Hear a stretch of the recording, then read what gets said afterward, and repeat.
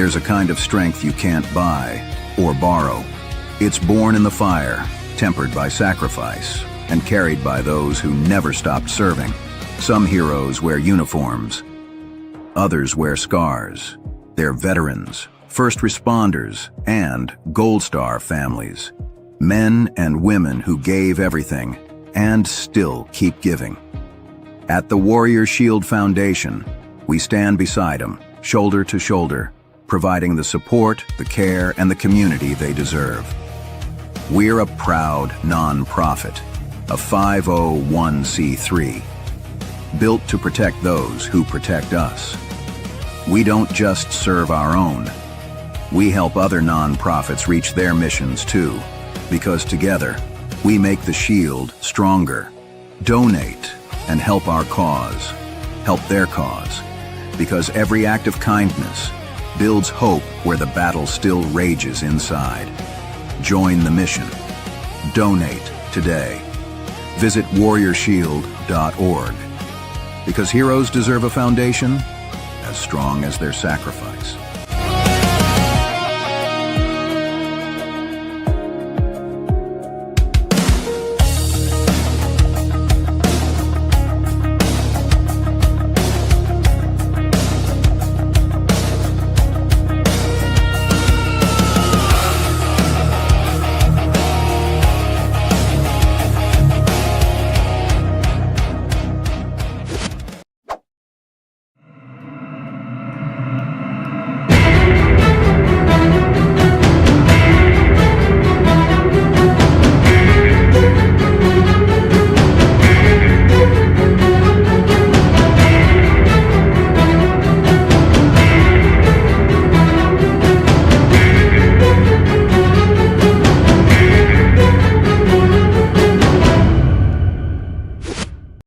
Gun or center fire biathlon has been around for several years.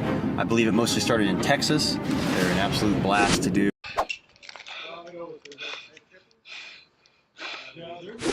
Run and gun or center fire biathlon has been around for several years.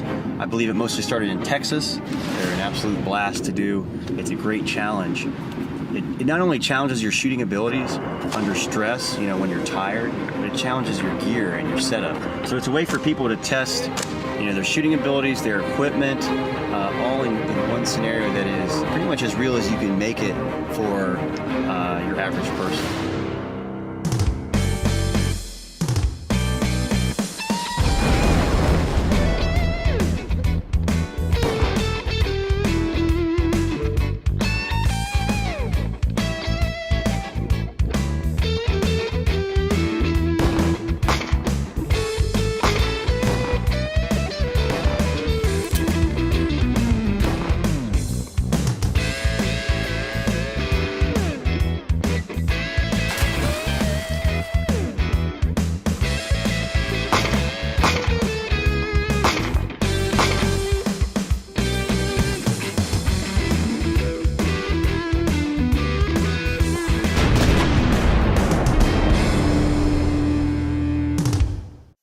Welcome to the show. I'm your host, Chris Swainhart, and this is GunStuff. GunStuff is dedicated to arming America, one law-abiding citizen at a time. We've got a great show lined up for you today. Hey, you just saw a cold open there. The gun run, that was done quite a few years ago, but we love these guys. They haven't stopped. They've been hitting it harder than ever. You're going to see more just in a little bit right here on today's show. Also, we're looking forward to seeing SAR USA. They've been with us from the very get-go, too. We love having those guys. And then also Night Fish and Precision Tritium. Now, if you're like me, you get a little confused. The news is coming fast and furious all over this great country of ours and on X, and I just saw this come across my desk. Gun Owners of America had a successful suit against Virginia. I had no idea that they had universal background checks in Virginia. What a crazy idea.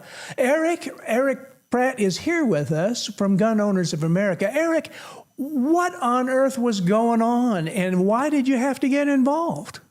Well, Democrats love control. And when they took over the legislature in Virginia, they passed universal background checks. So anybody who acquired a firearm, even privately, had to go through a government mandated background check. And, our victory here is huge. We are so grateful for GOA's attorneys who just did a fantastic job on this. To get universal background checks struck down in Virginia is a big deal because really they're ineffective and they're very dangerous. They're ineffective because, look, bad guys still get guns very easily despite the background checks. I mean, the truth is that up to 99% of denials under the background check system are people who shouldn't be stopped but are done so mistakenly.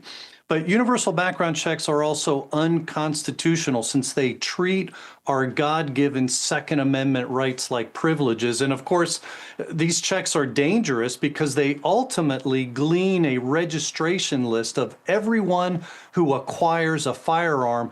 And that's a dangerous first step to gun confiscation. Now, just to be clear, the judge's ruling was more narrow. He found the law as applied conflicted with other existing laws. And so he struck it down without really considering the constitutional implications of the law. But still, he struck down the law, and this is fantastic news for Virginians and our Second Amendment rights. Well, you mentioned there in passing that can be the first step of starting a gun registry. Yes. In different countries that are more enlightened than the U.S., I'll say that, for example, perhaps Great Britain or Australia or other, like 1930s Germany, they took away guns from the populace to keep people safe. How did that work out for countries that don't support the Second Amendment like we do here in the U.S., Eric?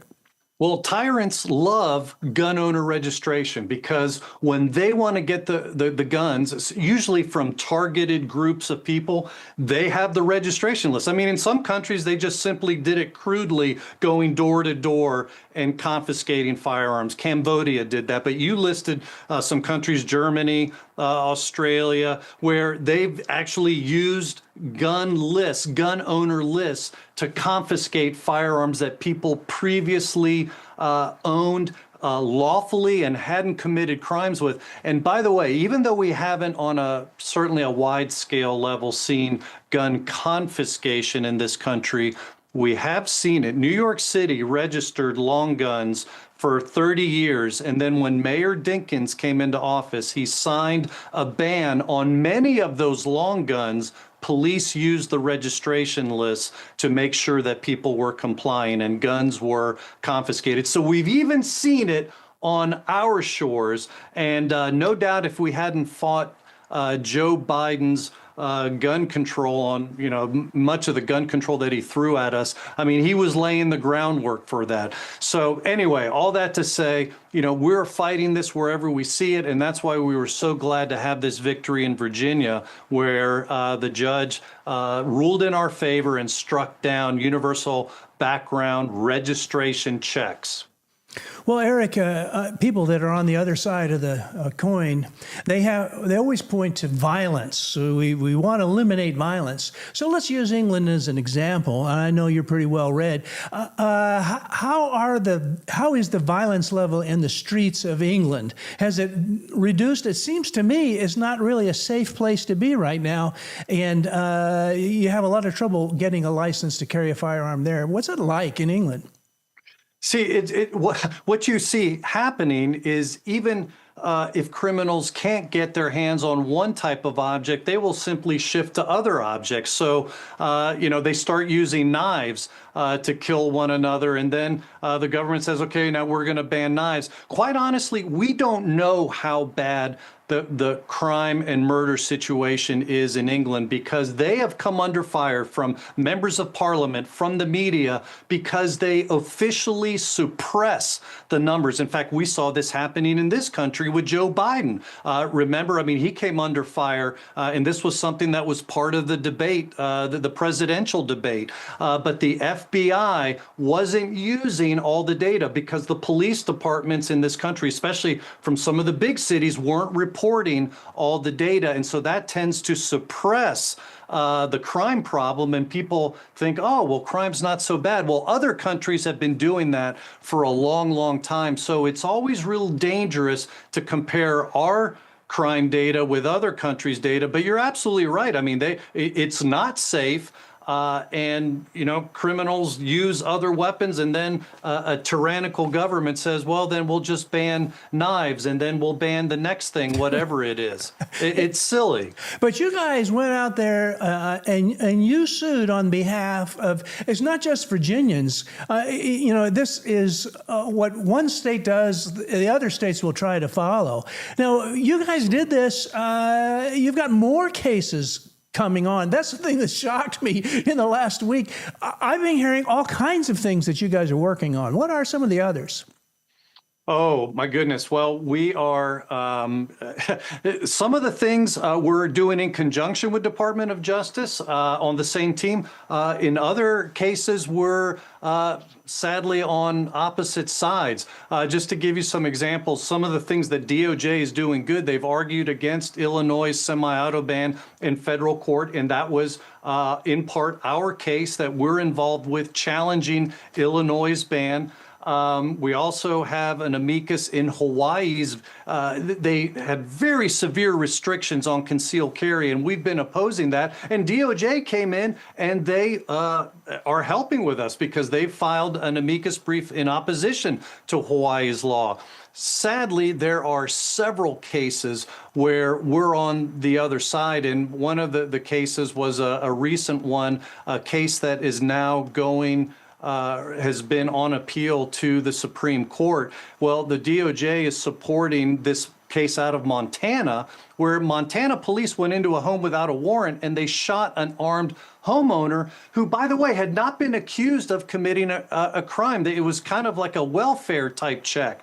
And the police claimed it was an emergency, that they had to go in, even though they stood around an hour outside. And even though the average warrant in this country is approved in 3 minutes, they still went in, guns a-blazing, without a warrant, and shot them. And let me tell you, if the DOJ is supporting Montana's case, you know, of course, Montana is saying, hey, we were justified in doing this. If the DOJ wins this, then you'll hardly ever see police get a warrant before they go in. So this has very important Second Amendment and Fourth Amendment implications, because everything will become an emergency. So that's a case that GOA is weighing in on. It's a very important case.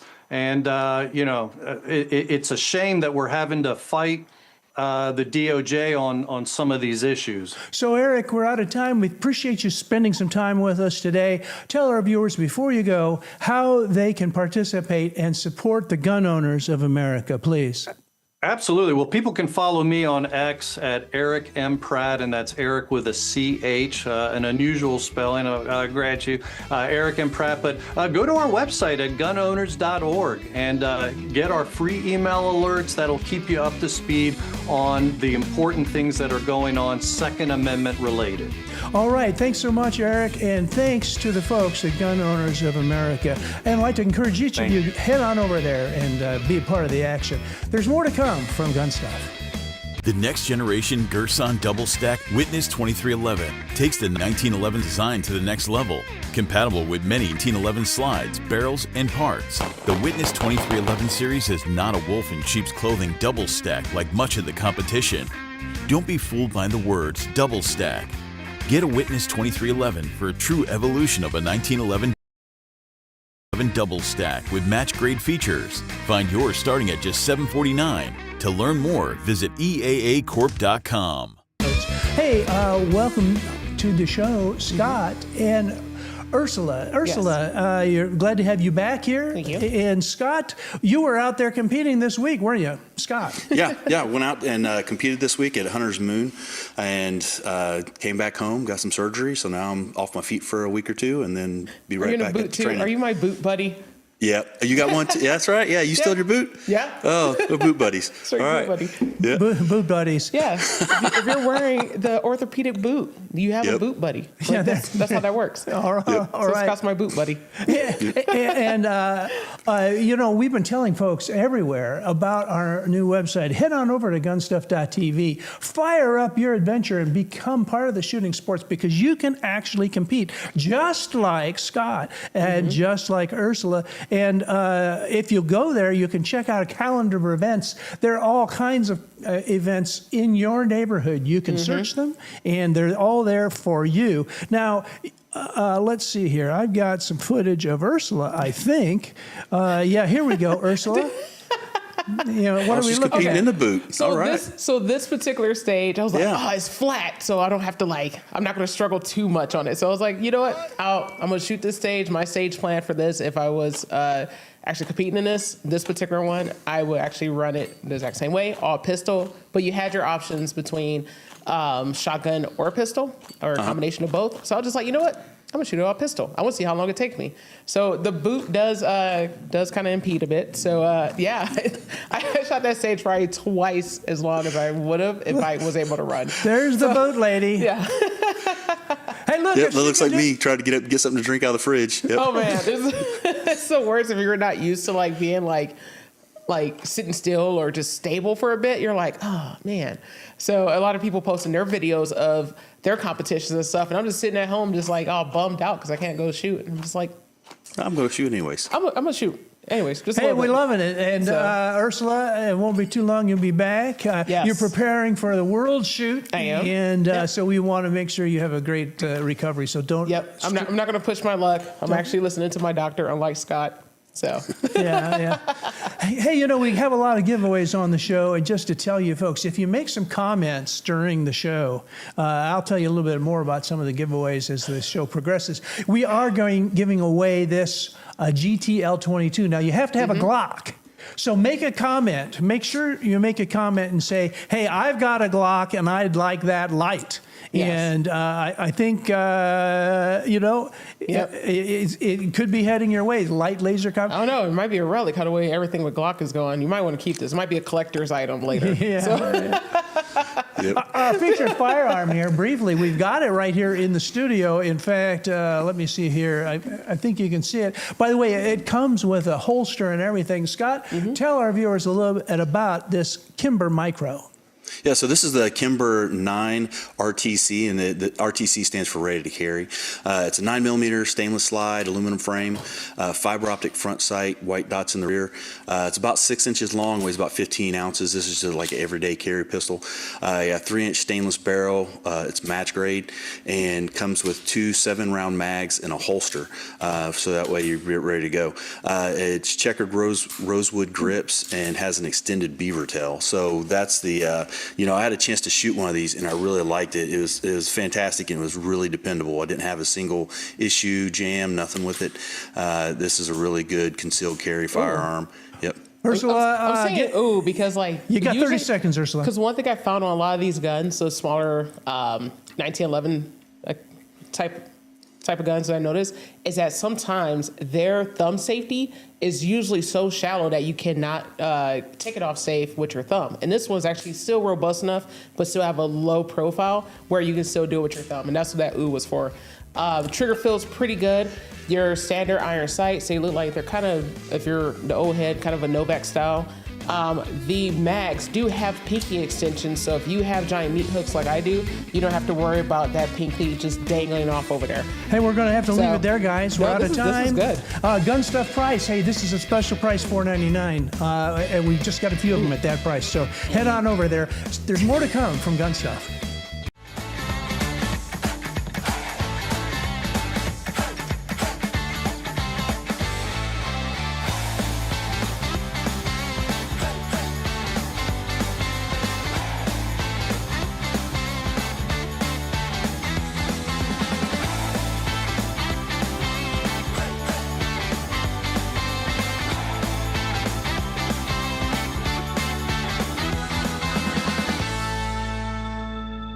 welcome to the show from the Gun Run US, the Gun Run US. What is that, Ellis? Tell our viewers, because we saw some of it at the beginning of the show. Tell our viewers what we got.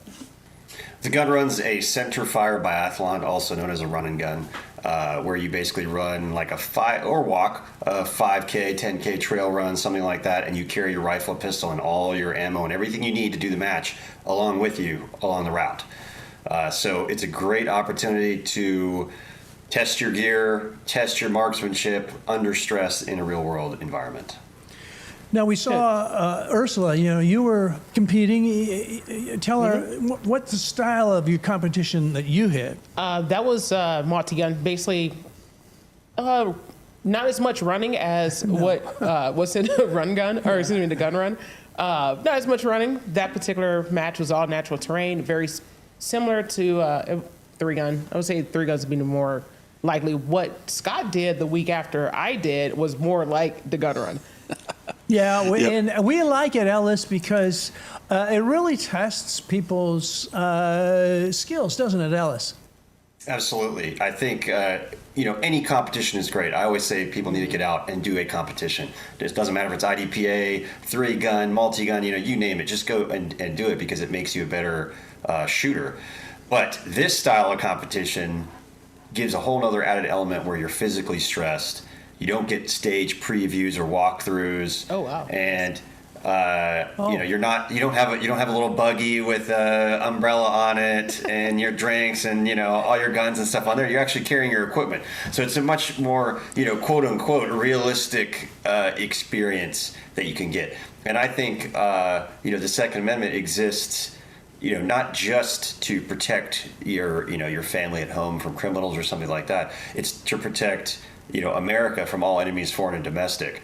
And George Mason said, "Who's the militia? It's everyone."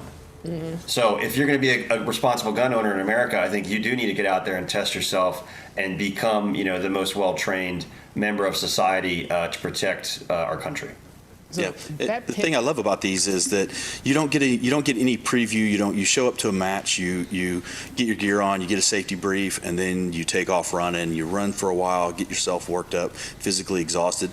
Then you get up to stage. You get a safety brief, and then you go. You usually can't even get the safety brief in the same place that the start line is. So you don't see the targets. You don't get a lot of. Then you come around through the bushes or through the corner, and then you got to figure it all out right now. And that's the fun part that I enjoy so much about this, and the amount of time and effort that you guys put into this is amazing, and the fact that you do it is fantastic. So I just want to say thank you for all that. Yeah. Thank you, Scott. And I can say from experience, I've seen Scott shoot. He's not bad, man. You got to watch out for that guy. He's good. I totally want to do a team match. I don't even care if it's a sniper setup. I don't care. I want to do a team match with Scott once we're both healed up. Hey, what's this? We're outdoors at night? What's going on? Yeah, so we do individual matches, we do team matches, we do night matches, night team matches, and even matches where you're doing land navigation and then shooting. So we've got several different types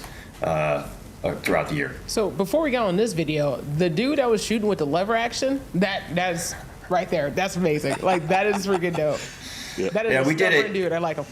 We did a lever act. We don't have divisions or classes or anything like that, like other events, but sometimes we'll do a little side challenge or something like that with a bolt or lever or AK or something like that. So we have a little internal competition, but you can basically run whatever you want as long as it's not a 22 or a Magnum or something like that. Mm-hmm. And I'll tell you, the lever actions, they do work, and you can hit targets out pretty darn far. Mm-hmm. But the loading on the clock is pretty frustrating. Hey, look at this. You awesome. could do a boot run and gun. Did you see that? We actually, somebody called it the boot and shoot. The boot and shoot. Somebody called it the limp and gun. And the comments are blowing up right now about both of us being in boots. Yeah. Chris, you need a boot. You need to join us. Yeah. No thanks. No thanks. No thanks. Yeah, no. The price of entry to that club is much too high. Much too high. Yeah. Oh, that's a cool picture right there. Yeah, it is. No, let's see that is here. Awesome. There we go. So how often do you run these matches?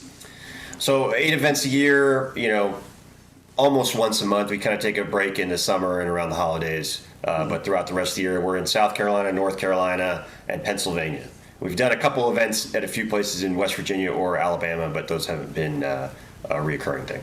So I know somebody's going to ask. All right, so for the entire race or the entire match, like, is there a time cap like there are for like half marathons, things like that? No, since we're usually doing our 5 or 10K, something like that, and you can walk the whole event. It may take you 2 or 3 hours, but we kind of schedule the run order in a way that accommodates people and allows everyone to get through the event. The one exception is the land navigation match, because that one can be anywhere from 15K to even further if you're really bad at land nav. And so we've had a couple people be out on the course for like 6 to 8 hours on the course. Wow. Yeah, so you can walk it, and so in general, no time cap except for the land nav match. Okay. How many people participate in this? Well, like, for example, I don't know if you have an idea of how many people want to get involved but can't, but how many usually get registered and do come? We've been super blessed at the Gun Run where basically every event sells out in under 5 minutes, so there's definitely demand for more events. However, this being, we're not the only event like this. Like I said, I have a list on my website of the other ones I know about. So I say, look for ones in your general area. Hopefully you can come to the Gun Run, but if you can't, try one of these other ones. But I don't want to get burned out trying to do this in every town and village across the country every weekend. It's just a lot of work to pull off and stuff like that. It is. It is a lot of work to he's got to get the volunteers in. They got to go out, set up the course, set up the stages, carry steel out to hilltops and through marshes and ponds and everything. So, I'm going to say thank you for taking your time to do that for all of us. Of course, Scott. But the number of people in general, like a team match will have 50 paid teams, and then of course a bunch of ROs. So somewhere in the 100 to 120 people. So to somebody who wanted to get started for the first time, like they just like, hey, this sounds like it might be my cup of competition tea. Like, how would they, what would they need? If you go to the website, we've got a little blog section. We've got a great article there that talks about basic gear you need. The key thing to remember is you don't actually need a lot of gear, and you kind of need to do your first event with what you have to understand then what you need. Sometimes people go out, they spend a bunch of money on gear, and then they do an event, and they go, it doesn't really work exactly for me. But you'll need probably an AR-15, 9mm pistol of some kind. You need a good holster with good retention for it, some mag pouches, and that's basically it. I've seen guys do the event with just putting their gear in a backpack and running along with it, and then we've got guys who come and they wear kind of more tactical garb, a chest rig or something like that. But you can see in some of these videos, people are kind of a basic belt setup and a rifle and pistol, and that's about it. Okay. So I see a comment on here. It costs money to put these on, and you guys are putting a lot of effort into it. How much does it cost to participate? What's your match fee? Yeah. Yeah, it depends on the match too, because some are smaller, more specialized. But you could basically, say $125 to $150 per person. Okay, that's not bad. Yeah, and we deliberately try to keep it low so that your everyday American can come to do it, and we don't attract the wrong kind of people in some ways when you have a really high match fee. Mm-hmm. Yeah. Yeah. Now, Ursula, there's lots of these events all over the country. Where can you find out more about these events? Because I think somebody just told me about the new calendar that's on the GunStuff.tv website. Yeah, exactly. And we want you guys searching it. And if you want to put your own, like we're working hard on Ellis to get his events on there, we want to have every event that's available. Now, we've got about 30 seconds left, Ellis, and I got to say, we love having you on. We've got to come out. Let's all three of us come out and participate in one of these. Tell our viewers, we got 30 seconds, how they can learn more about your event. Go to thegunrun.us. It's the main website with all the information for all the matches, and then maybe follow us on Instagram or Facebook. We are at GunRunUS. All right. Hey, well, thank you so much, LS. I'll follow up with you in the next few days, get you on our calendar. Yep. We appreciate you being here on our show, and we're loving it, and it means a lot to us that you're here with us today. Yep. Yeah, thanks, Stick brother. around. There's more to come from GunStuff. But the one thing I can tell you about my family, it's bred into us. We're not quitters.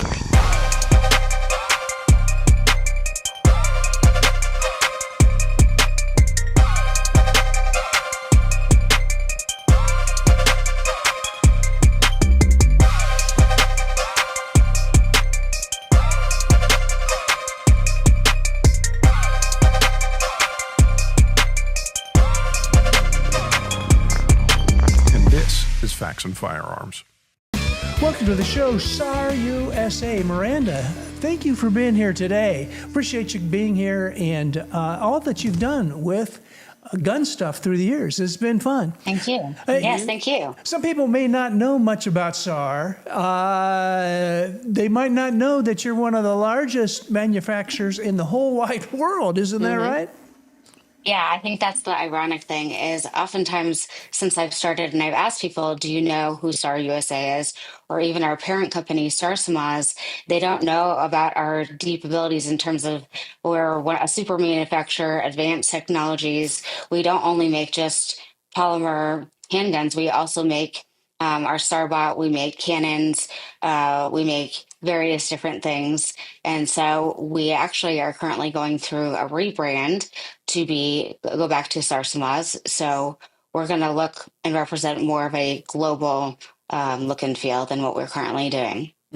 All right. So, hey, that's news. Hearing it right here. And you always have got some great firearms. Scott's got one he's going to show us here in a little bit. So mad. I am so jealous right now. So jealous. Yep. Yeah, Scott, what are you looking at there, Scott? Yeah, So this is the SAR K12. This was a long time ago, years ago. SAR was on the show, and I bought this model and I shot it, and it's great. I've made a few adjustments to it, and I break a lot of things when I run. This gun's held up really nice, but that's the gist of it. I mean, I've got a lot of rounds through that one. Dude, I so want that gun. Like, it is, just feels so nice. Yep. So here we have the SAR 9 Compact, or SOCOM Compact. This is where in my opinion, soon as they wanted to get their name out a little bit more in the U.S. market, they're like, bam, in your face, here you go. Yep. Like, this is the gun. Well, and I would say for the SOCOM, especially these days, it's of more interest to people because suppressors are becoming more popular. And with the tax stamp going away, we're going to really lean into the SOCOM line because people have that ability to use a suppressor. Yep. Yeah. and go Should we be seeing you soon at those lovely events called CanCon? Yes, we will be there. Yes. I'm excited. Dude, so awesome. It was actually one of my favorite events. So, You know, I seen this guy holster here. A lot of your firearms come with kits that actually have pre-built holsters. Now, do you still have those available? Because those have been very popular in the past, Miranda. We do have them, and we're also starting to lean into exploring that more for 2026. We do realize that our competitors, that's one thing that they're adding that value in terms of whether it comes to the optic or whether it comes to the holster or night sights or, different accessories. Yeah, I'm thinking if you got a holster that's pre-made for your gun, you don't have to worry about, well, I'm going to order a gun, now I'm going to have to look for a holster. but the biggest thing is that price point. Yes.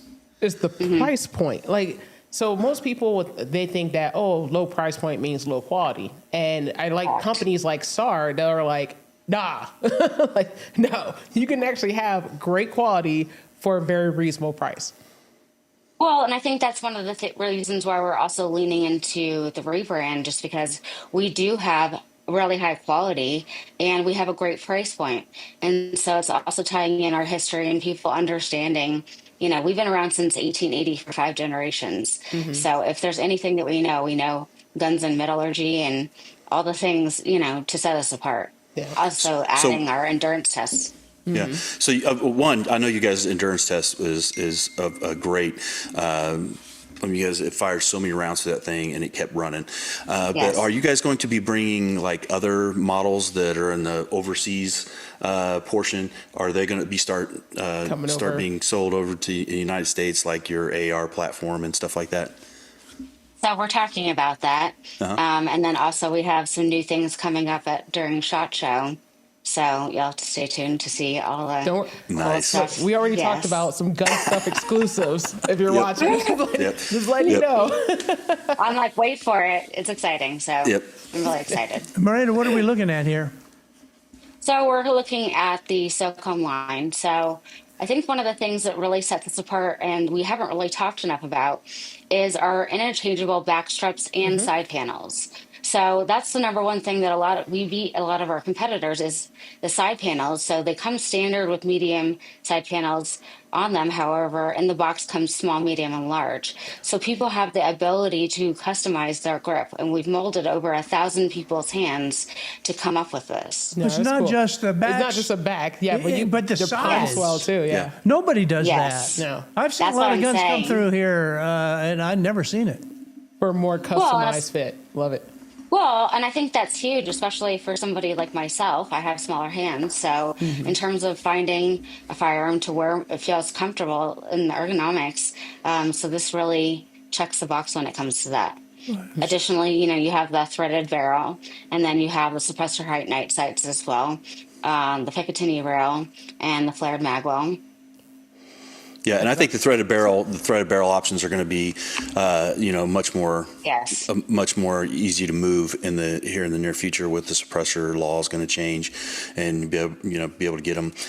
So I think you're going to see just about everybody's going to start buying suppressors up, and you're going to have a way to attach them. So that's great.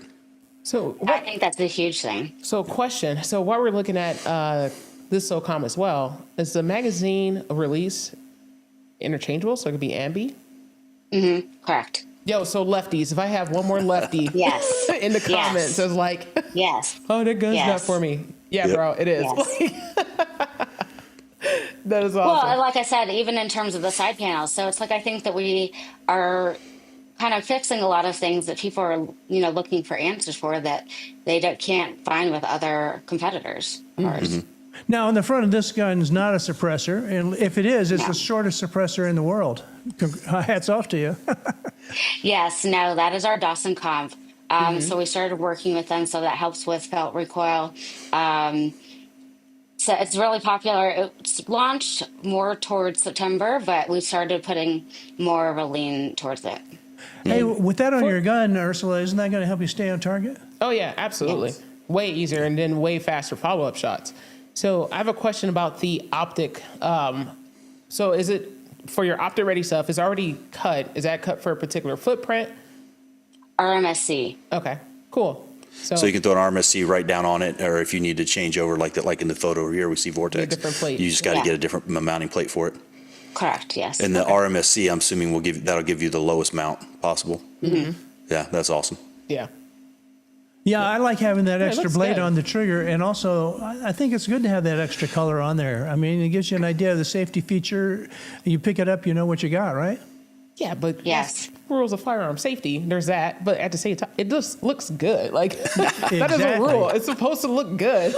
Yeah, exactly. We want it looking good and functioning well. You guys have done some tests. These things shoot forever and never have a lost round. Well, and that's the thing for us is we have 90,000 round tests, 120,000 round tests, sand, dirt, mud, everything. We put our guns through more torture tests than I think many people do. Yeah. No, that's awesome. Yeah, and that was the big news last time you guys were on. You had just conducted some firearms testing, and you greatly outnumbered the amount of shots needed for the standard firearms metrics and stuff like that. And and they were still going. And last we heard, it was like, well, we're just going to keep taking it until it breaks. But we never really heard much on when it did. But the thing is, the amount of rounds that went through it without a malfunction was amazing. So it's obviously for good design. I think somebody just not name dropped, but kind of sort of name dropped on, what was this? Not X. So Miranda, we are here at the end. We got less than 30 seconds. Tell our viewers where they can learn more about SAR firearms. Now I'm going to say SARUSA.com, but that might be changing. But what is it for now? SARUSA.com. Yep. All right. So you head on over there, and can they buy directly from you? Probably not. Or they just have to go through a dealer. Dealer. All right. Hey, well, I know of a dealer right here at gunstuff.shop. So look no further. Hey, thanks for being on our show, Miranda. We'll have you back again very, very soon. And I got to talk to you about getting some of these 2026 products. Yeah, so we're going to do some I can't wait to see what's coming up. I know, I can't wait. It's going to be fun. I'm excited. Absolutely got to. Hey, thanks for being on our show. Appreciate it, everything.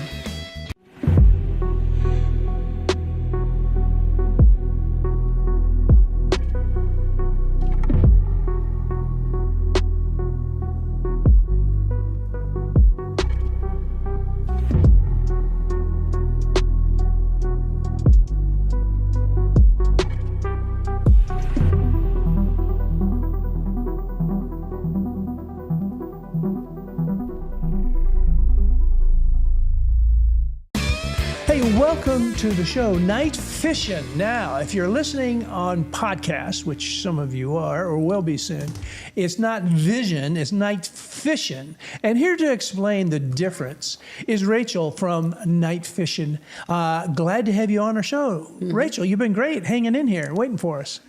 Oh, thank you. It's a pleasure to be here. Thanks for having us on. So tell our viewers what night fishing is all about, please. Mm-hmm. Yeah, so we make everything with tritium, and that's pretty common throughout all of the companies. And with night fishing, it's a play on the word fission, F-I-S-S-I-O-N. Our company name is spelled with a single S, and that sometimes gets everybody into trouble. And then also the alternative is that people think that we make night vision. And that is not the case, at least not right now. It's not necessarily in the plan for 26. Although I would love it because, of course, I mean, listen, if I work for a company that has night vision in its array, I'm definitely going to do what I can to get some. But the reality is we make unbelievably great night sights. And I say that because just like Scott, I was a person that had night vision sights on my guns before I worked for this company because I sought out the best that I could. I shoot quite a bit. I teach. And that means that I demand quite a bit of my equipment. And so it was a natural choice for me. And along with night sights, we've just started to produce plates, optic plates for pistols. So we're starting to branch out beyond tritium. Mm-hmm. Nice. And tritium now, we don't have to worry about it from a hazard standpoint now, do we? It is completely safe. Ursula probably was not paying attention in physics class when they were talking about it. But this tritium, it's a proven thing. And how long does it last? Forever. Yeah. So it's like.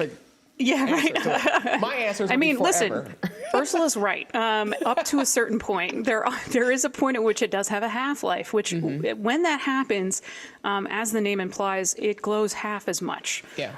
But we do guarantee our sights for about between 16 and 17 years. We put a tremendous amount of tritium in our vials. They're larger than what many folks use, and we source out the highest grade possible because among the suite of companies that we have, we also are Kamenga as well, and we supply the U.S. military with a lensatic compass. I know you guys had a gentleman on before that had a land nav course, so I'm sure some folks are already using our tritium, but it has, it is not a new game for us, and certainly, to address your question before, absolutely 100% safe. Nobody's putting themselves in any danger.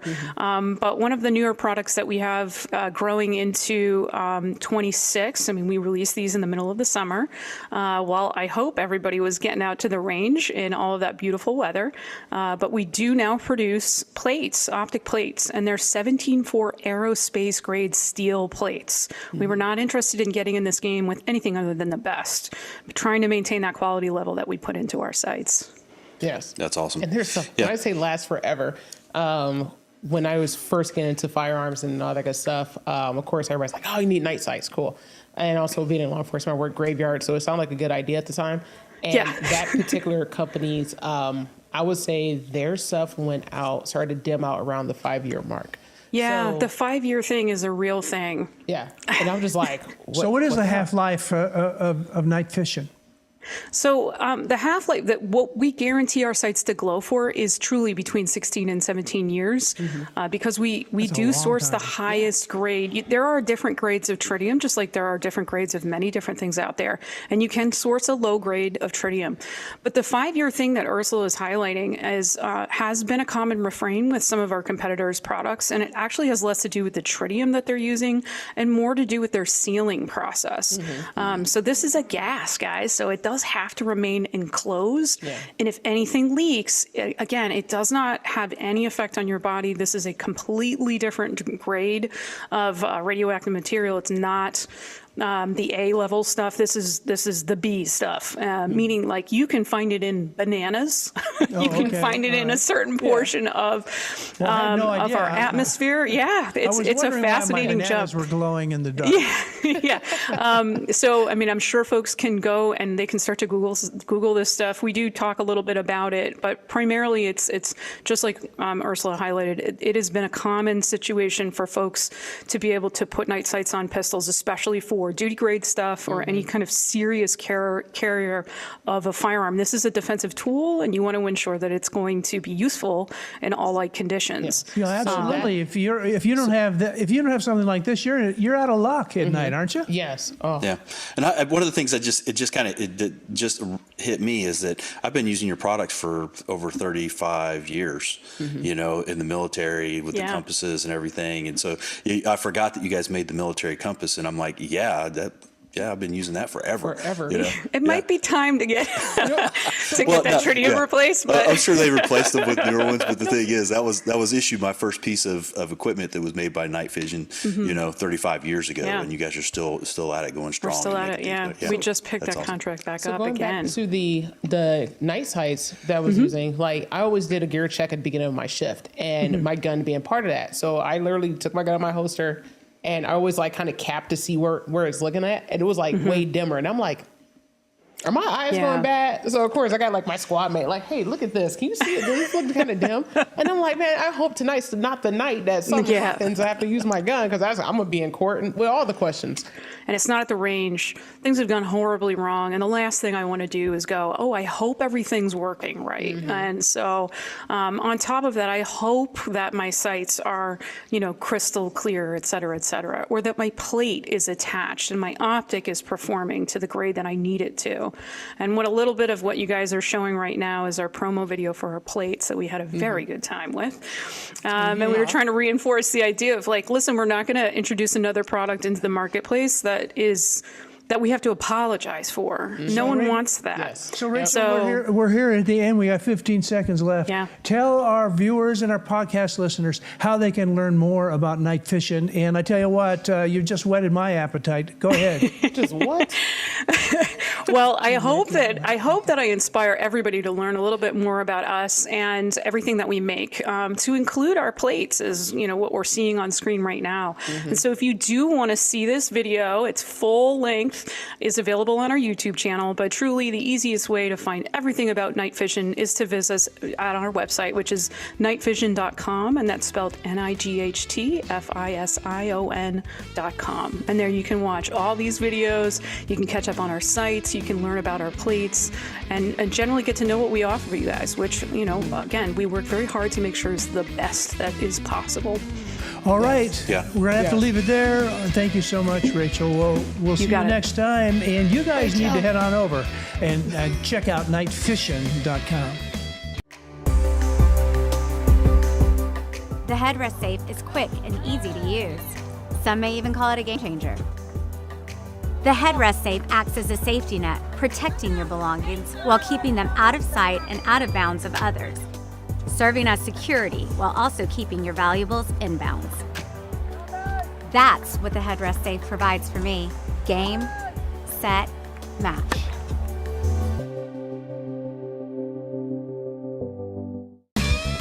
Next week, we've got another great run and gun, Old 18 Defense. You're going to love it. TNW is announcing a giveaway, and boy, I tell you what, you want to be a part of this one. Be there, and then also Boar Products, all here next week. But until that time, get your stuff from GunStuff.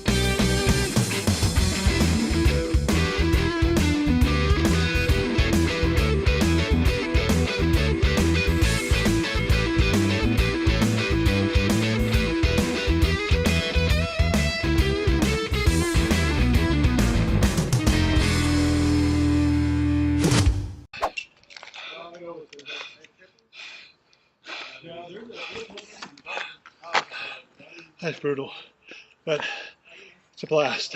Brutal and a blast.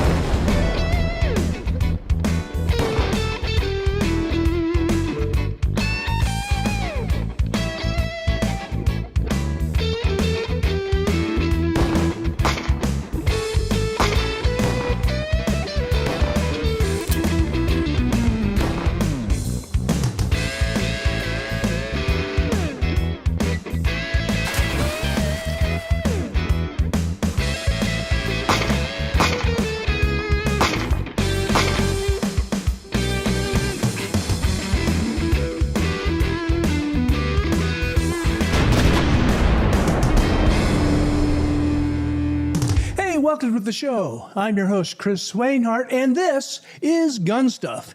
GunStuff is dedicated to arming America, one law-abiding citizen at a time. We've got a great show lined up for you.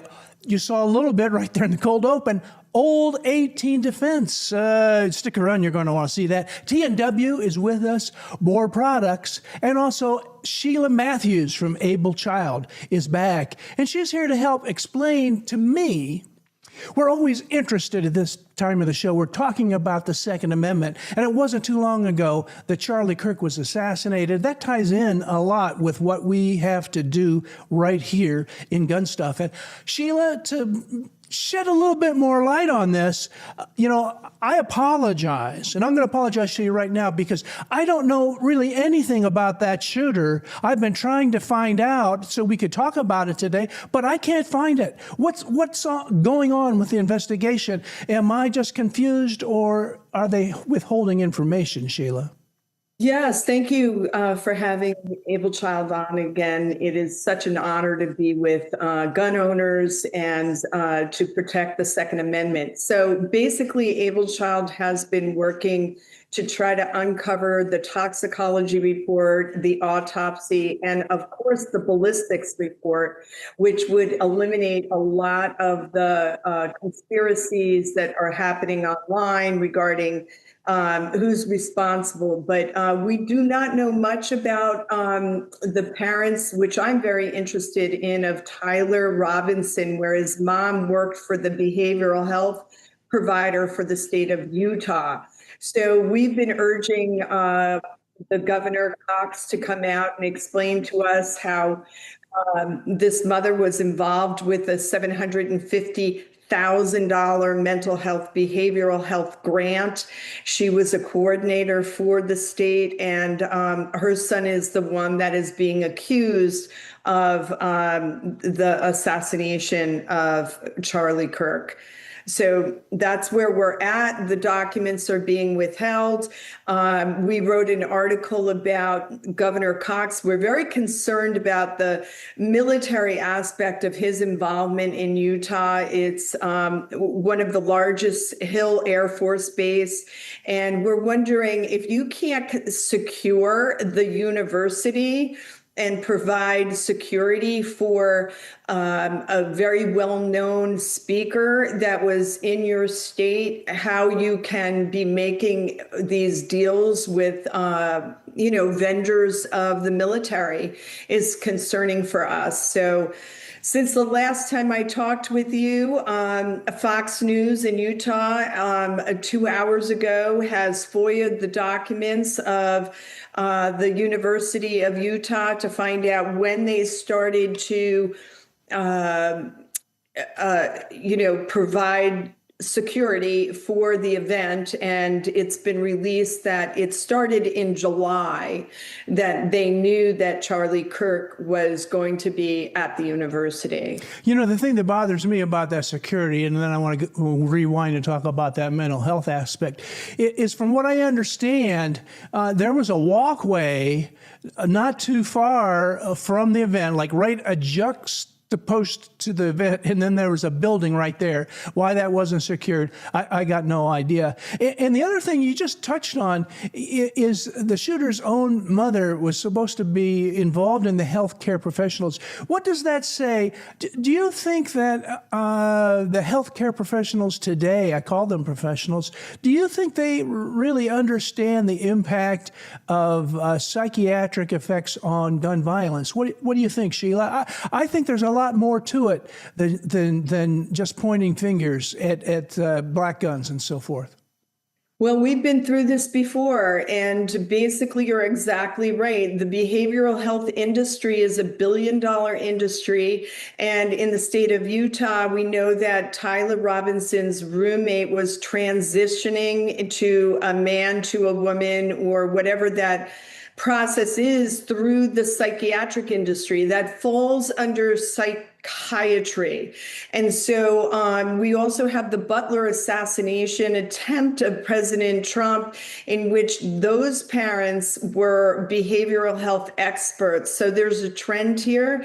And as you know, I started way back with the Sandy Hook massacre in the state of Connecticut, where guns were blamed and legislation was passed. I sat in public hearings with gun owners, and the state had already named it gun prevention without getting all the information about the psychiatrist that was treating Adam Lanza with a cocktail of psychiatric drugs that are known to increase the risk of suicide and violence. Yeah, it doesn't make sense. And, you know, you hear about all of this nonsense. There was a big release within a couple of days of all these love letters and the text information between the two roommates.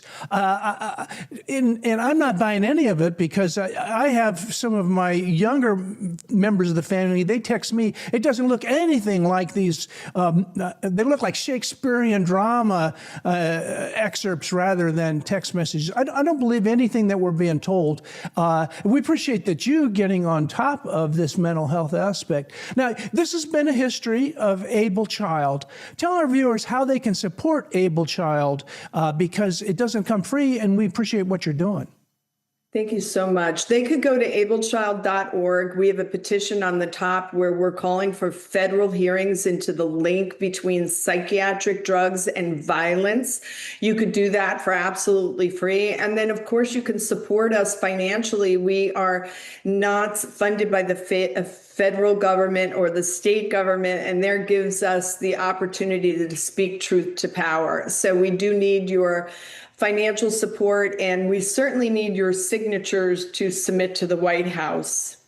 I love the fact that you're working on this petition. You've been working on this for a long time. Hey, if you folks are watching either now live or in syndication, head on over to Able Child. Sign up for that, because surely, Sheila, doesn't Congress really need to look into this connection between mental health and violence? What do you think?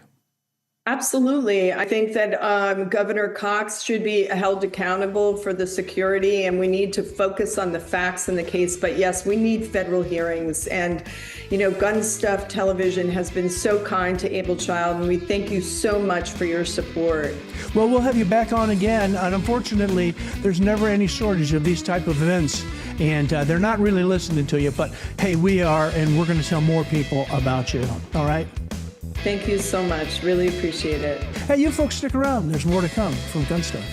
The next generation Gerson double stack Witness 2311 takes the 1911 design to the next level. Compatible with many 1911 slides, barrels, and parts, the Witness 2311 series is not a wolf in sheep's clothing double stack like much of the competition. Don't be fooled by the words double stack. Get a Witness 2311 for a true evolution of a 1911 double stack with match-grade features. Find yours starting at just $749. To learn more, visit eaacorp.com. Hey, let's welcome to our show our co-hosts here, and we appreciate you guys being with us. We've got Scott and Maggie. Maggie, you're back. And we're jumping right in here, showing this. This is our newest website. And Maggie, we've been talking about the shooting sports. I know you're familiar with our calendar. Tell people a little bit about what we're trying to do here. Well, one of the biggest questions I always get from everybody is, how do I get started in competition? How do I get involved? How do I find more information? And unfortunately, there's just never been a centralized source for me to send people to. It's always just kind of been scattered across the internet, and people have to write down 5 different websites if they want to find out about competition or where to go. And you and I have been brainstorming and saying, wouldn't it be great if we just put it one place for everybody to come and find and make it easy for people to get out and go to the range and go shooting and find their local match and get involved in the shooting sports. And that's what you've done. So I'm really, really excited about this. Well, appreciate that kind words, Maggie. And Scott, we've got thousands of events. Who knew there were so many? Scott. Yeah, there are so many events, shooting events going on across the country, and it's just so hard to keep track of them. So it's just great that we have this one consolidated place. Now we still have to populate it. We still have to get them all on, but still, this is a step in the right direction. Well, so far we got about 1,600, somewhere between 1,600 and 2,000 events. You can search it by your location, whether it's going to cost you money. You can drill down on it. It'll give you all the information. And on the next time I'll show you that slide, you'll be able to see all the details so you can find out where to go. It's a closely kept secret, I think. It's not like golf. Anybody can find out where the next golf match is, but finding out where these events are. And here you are, Scott. What are we doing here? Yeah, so this is just some training that we do. So every month, a group of us get together, we go out, we shoot, and we train, and we pick a different aspect of shooting that we focus on during that training, so that over the course of the year, when we meet every month, over the course of the year, we'll cover most aspects. And what we're doing here, this is slow fire precision, and so I don't even know if you can really even see the dots on the targets right here. There's just little dots, and we're trying to take the dots out. And the thing is that just gives us a chance to slow down, because we're usually trying to shoot fast. We're trying to shoot as quick as we can. We're shooting on the move and all these different things. And this training off this was just all precision. And so that's what we did. And we do this once a month. And I suggest that everyone gets out and shoots, with some other people. On this one here, we're shooting cards, and we're trying to shoot the center out of the card. That's a little club or whatever that you got to shoot you got to shoot it out, and you only have like 5 shots, so this is what we do, but we do this all the time to make ourselves better. So I suggest you get out there and do the same. Hey, now, Maggie, I don't want to take issue with Scott, but I'm going to right now. Think of Scott's experience, a Marine sniper, and then, of course, 15 years as an air marshal. He's good at the long end and also the short end. Surely such an appearance in a video like this is just a token appearance to gin up enthusiasm for the shooting sport, because Scott doesn't need this kind of practice, does he? What do you think, Maggie? Of course he does. Of course he does. People always ask that to me. It's so funny because people say, like, why are you practicing? Aren't you good yet? You've been doing this for a long time. But I try to remind people, I'm like, Tiger Woods gets up every single day and practices golf. Every single day he gets up and he practices that swing. You never stop trying to be better. You never stop striving to improve. You never stop analyzing your technique. You never stop just reevaluating what it is that you're doing. And this drill right here is one of the best things that you can do to make sure that your gun is sighted in, to make sure that you have trigger control, to make sure that you can make that precise shot. It's great for competition. It's great for self-defense. It's great for so many different applications. And it's really cool. If people are struggling to wonder what to do when they go to the range, right here is one drill that you can do, if not once a month, once a week. It's great to do. In the news recently, we heard that Glock was discontinuing a lot of their firearms. And Scott, why is that? Well, the thing is they're trying to avoid as much litigation as they can, because people have made little switches that go on the back of the Glock where you take off the rear cover plate and put a little switch on there and it makes it fully automatic. So they're going to be modifying, they're going to be changing the gun itself so that those switches cannot be used, because they've been sued by over 10 states and God knows how many cities and how many individuals. So this is going to help them mitigate that. And and we want them to. These switches are not promoted by Glock. They haven't been made by Glock. This is just something someone's done. But the thing is, we want people to have the right to carry, the right to use your firearms, no matter what kind. But the thing is, we don't want manufacturers being run out of business over the lawsuits that come from it. So this is something that they have to do.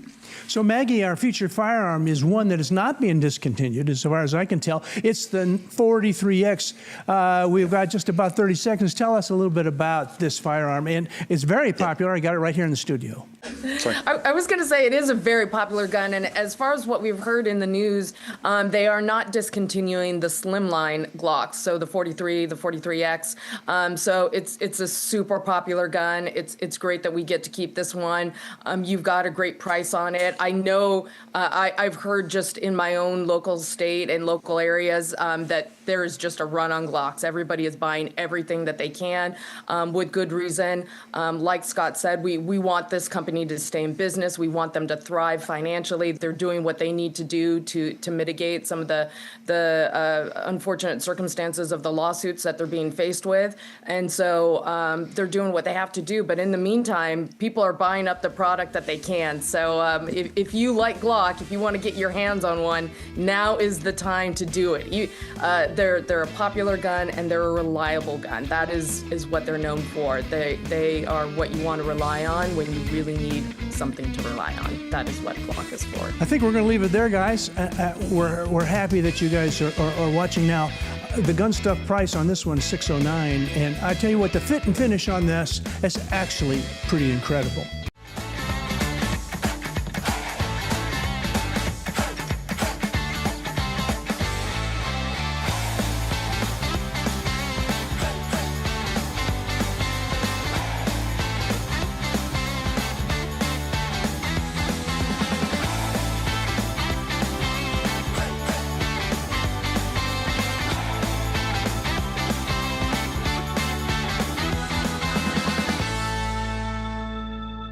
Hey, welcome to the show, Old 18 Defense, and we had a great cold open. Zach, tell us a little bit about who is Old 18. We are really itching to find out. Thank you for having us. We really appreciate that. Old 18 Defense is basically just a really intense gut check in the form of a tactical biathlon. We travel around the country and we set up these 7 to 10 mile courses that have about 7 to 10 shooting stations all throughout. You're basically just being tested on your ability to self-sustain. So you bring all your ammo, you bring all your water.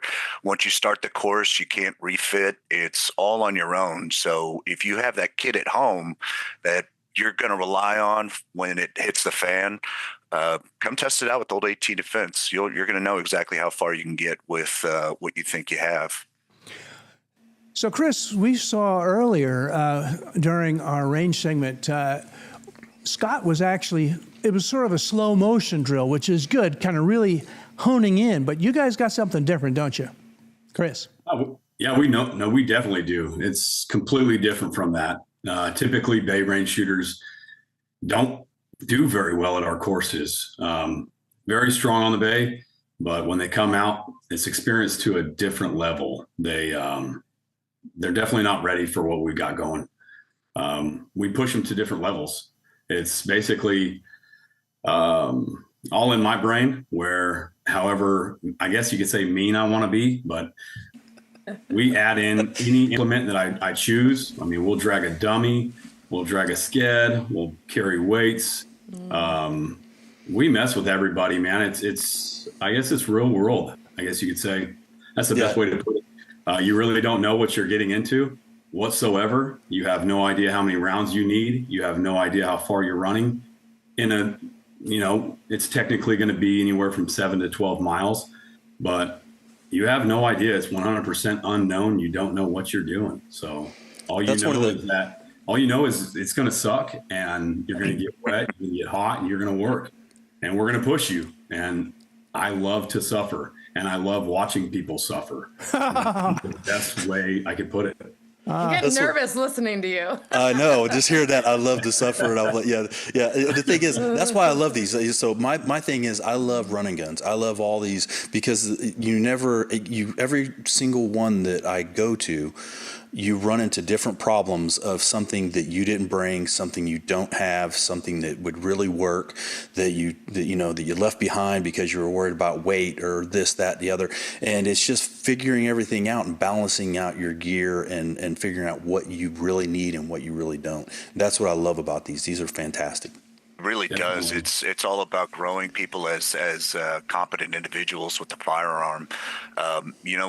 When there's a situation where you need a weapon, your heart rate's going to be jacked. So the best way to get people ready for that is to make them run 2 miles first and then engage a series of targets. And a lot of these guys, their first time, they're just horrible. But once they start to see the cracks in their own training, their own capability, that's when you really see the excitement in their eyes because they fix it and come back and crush the course. So it's wonderful to see people grow.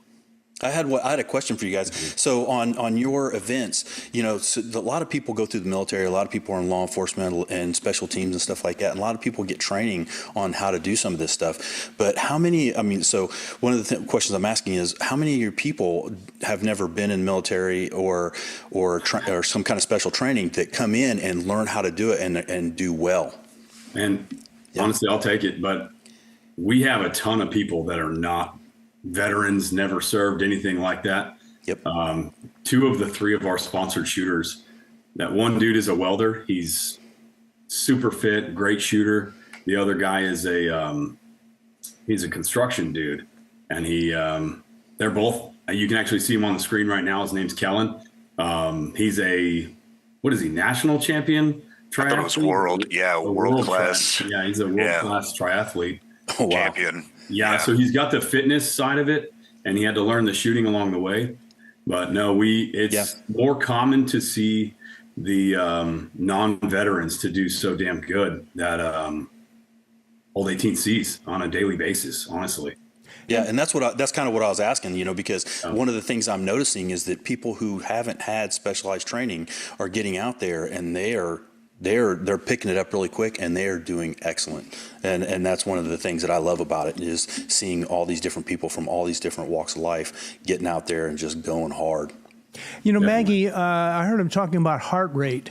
Mm-hmm. As a national champion, when you're in high performance, does your heart rate ever elevate?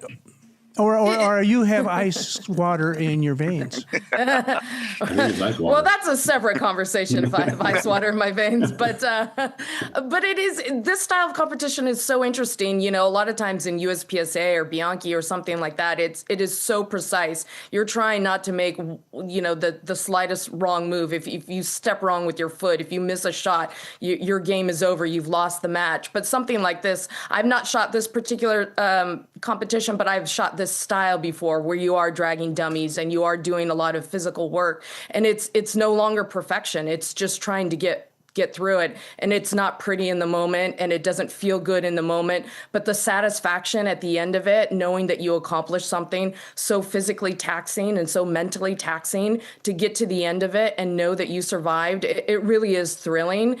And it really is just something that gives you a lot of self-worth to know that you were able to accomplish it. And so it's cool. It's a totally different style of shooting, but it is so much fun. Even somebody like me who got really scared when you said 7 to 10 miles, it still sounds fun.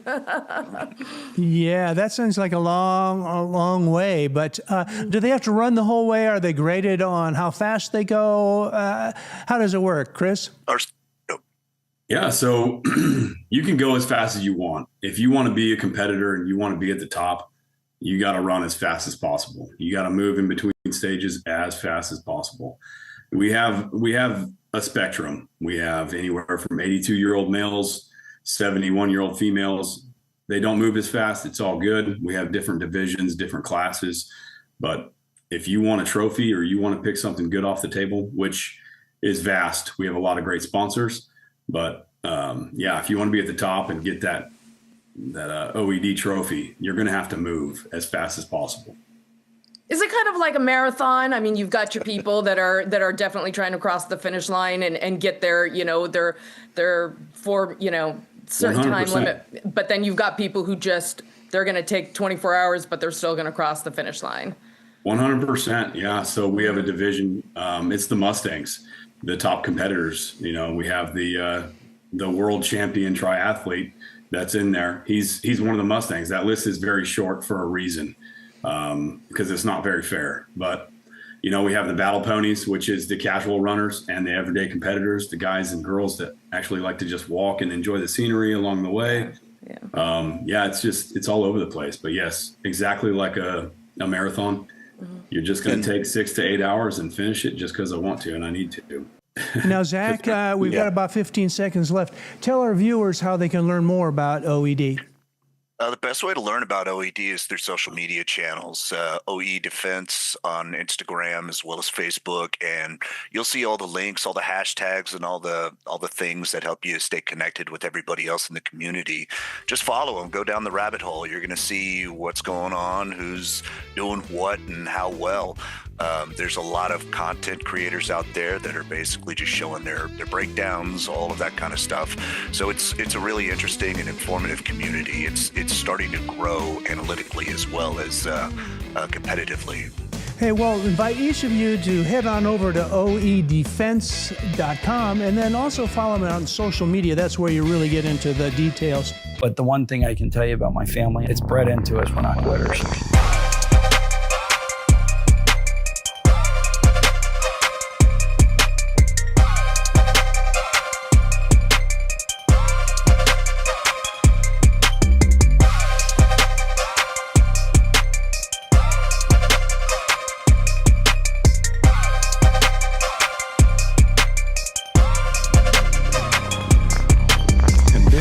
Facts and Firearms. Welcome to the show, TNW Firearms. Now, Tim Barrow's with us. I saw this firearm, and Scott's done some media. You guys got something pretty crazy. If you guys have been watching us for these 10 seasons, this is something I don't think you've seen yet. Tell our viewers first, though, Tim, how you guys got started, and give us a little bit of backstory, if you will. Yeah, so TNW's been around about 30 years, and we started out by making historical collectibles, which is like things like the Browning 1919 machine gun, the 50 caliber machine gun. We redesigned those products into semi-automatic so that every free American collect them and own them. Yeah, and this doesn't look like an historical. You guys have switched gears since your old historical firearms days. You see Scott, he's a happy possessor. He's got one right there. Scott, what are we looking at, Scott?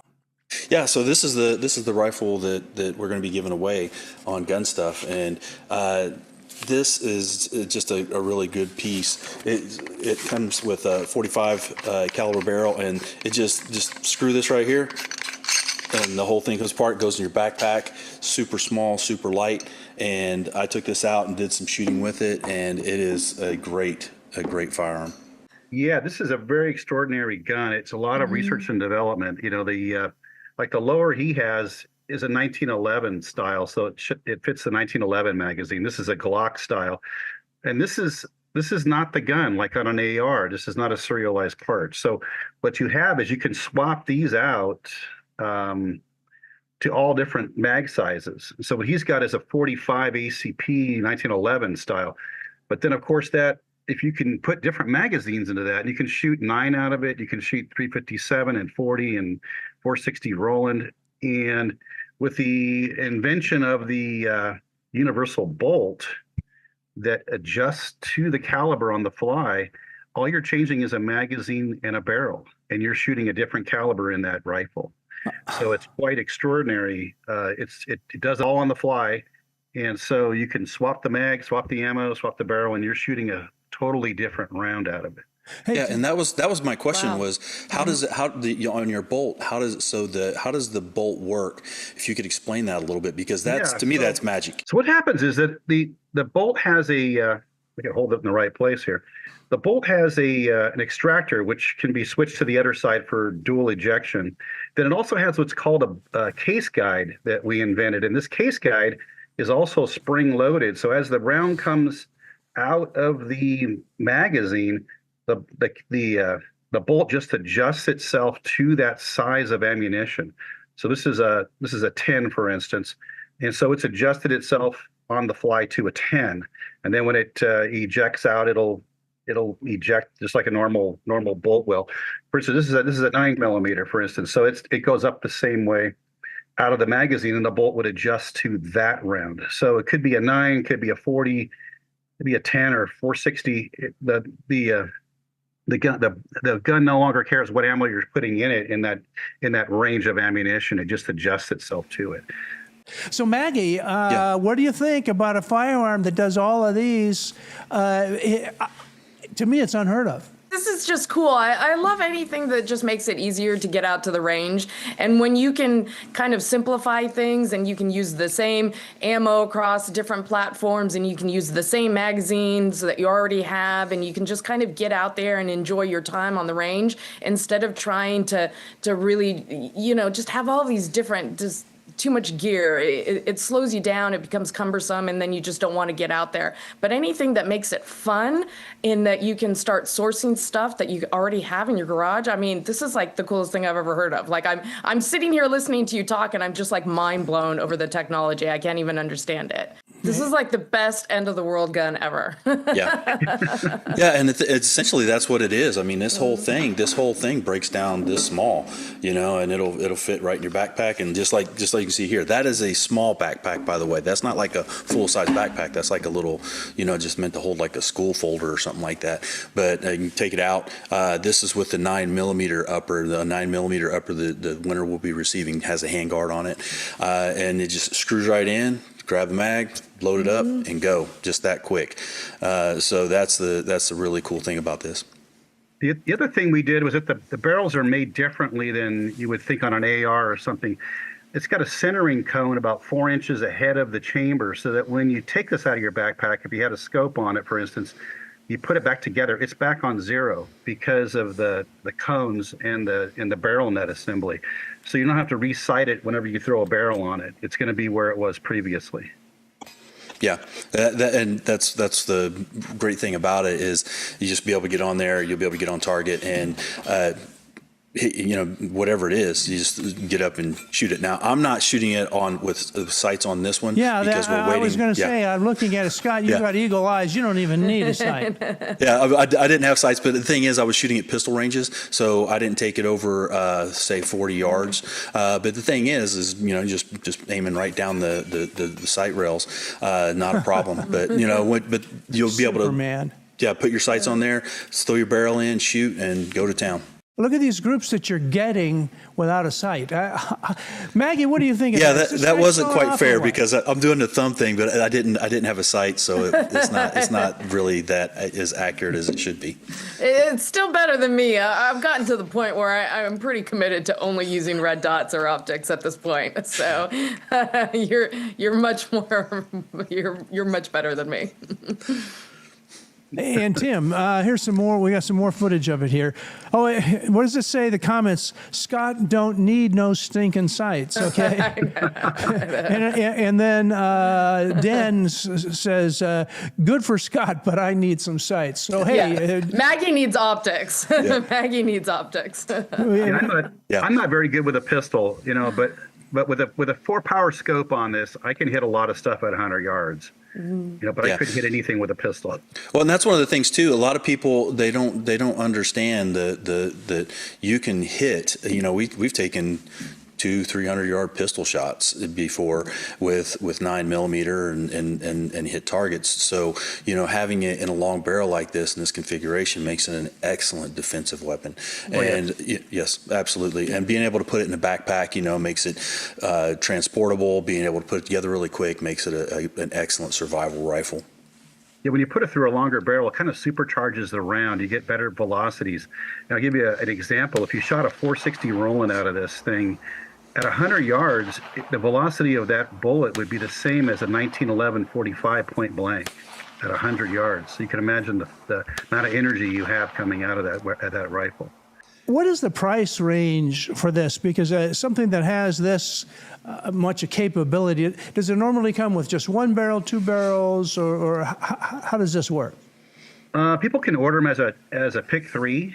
So people will pick a 9, 10, 45 package, and so it'll come with 3 different barrels and 2 trigger housings.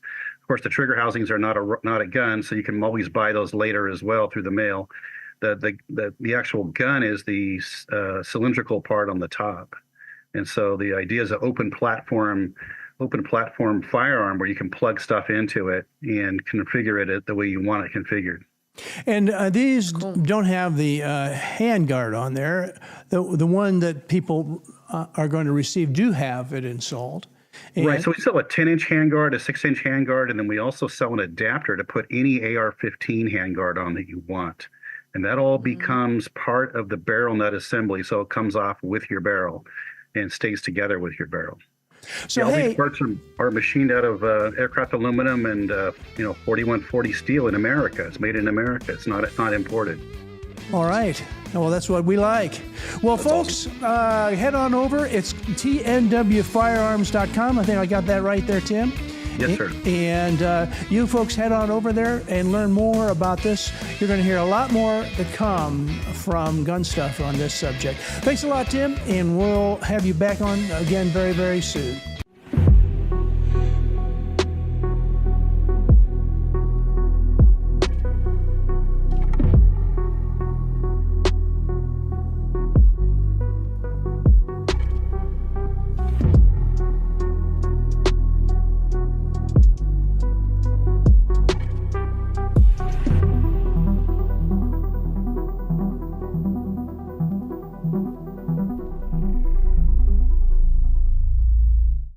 So Adam, we were talking about this giveaway package. We thought it was, I thought of you right away, because it's not enough just to shoot the guns. If you want them to last, you have to do some cleaning, and that's where you guys come in. Tell our viewers how you guys got started and why it's so important to really think about what you do with your firearm after you shoot it.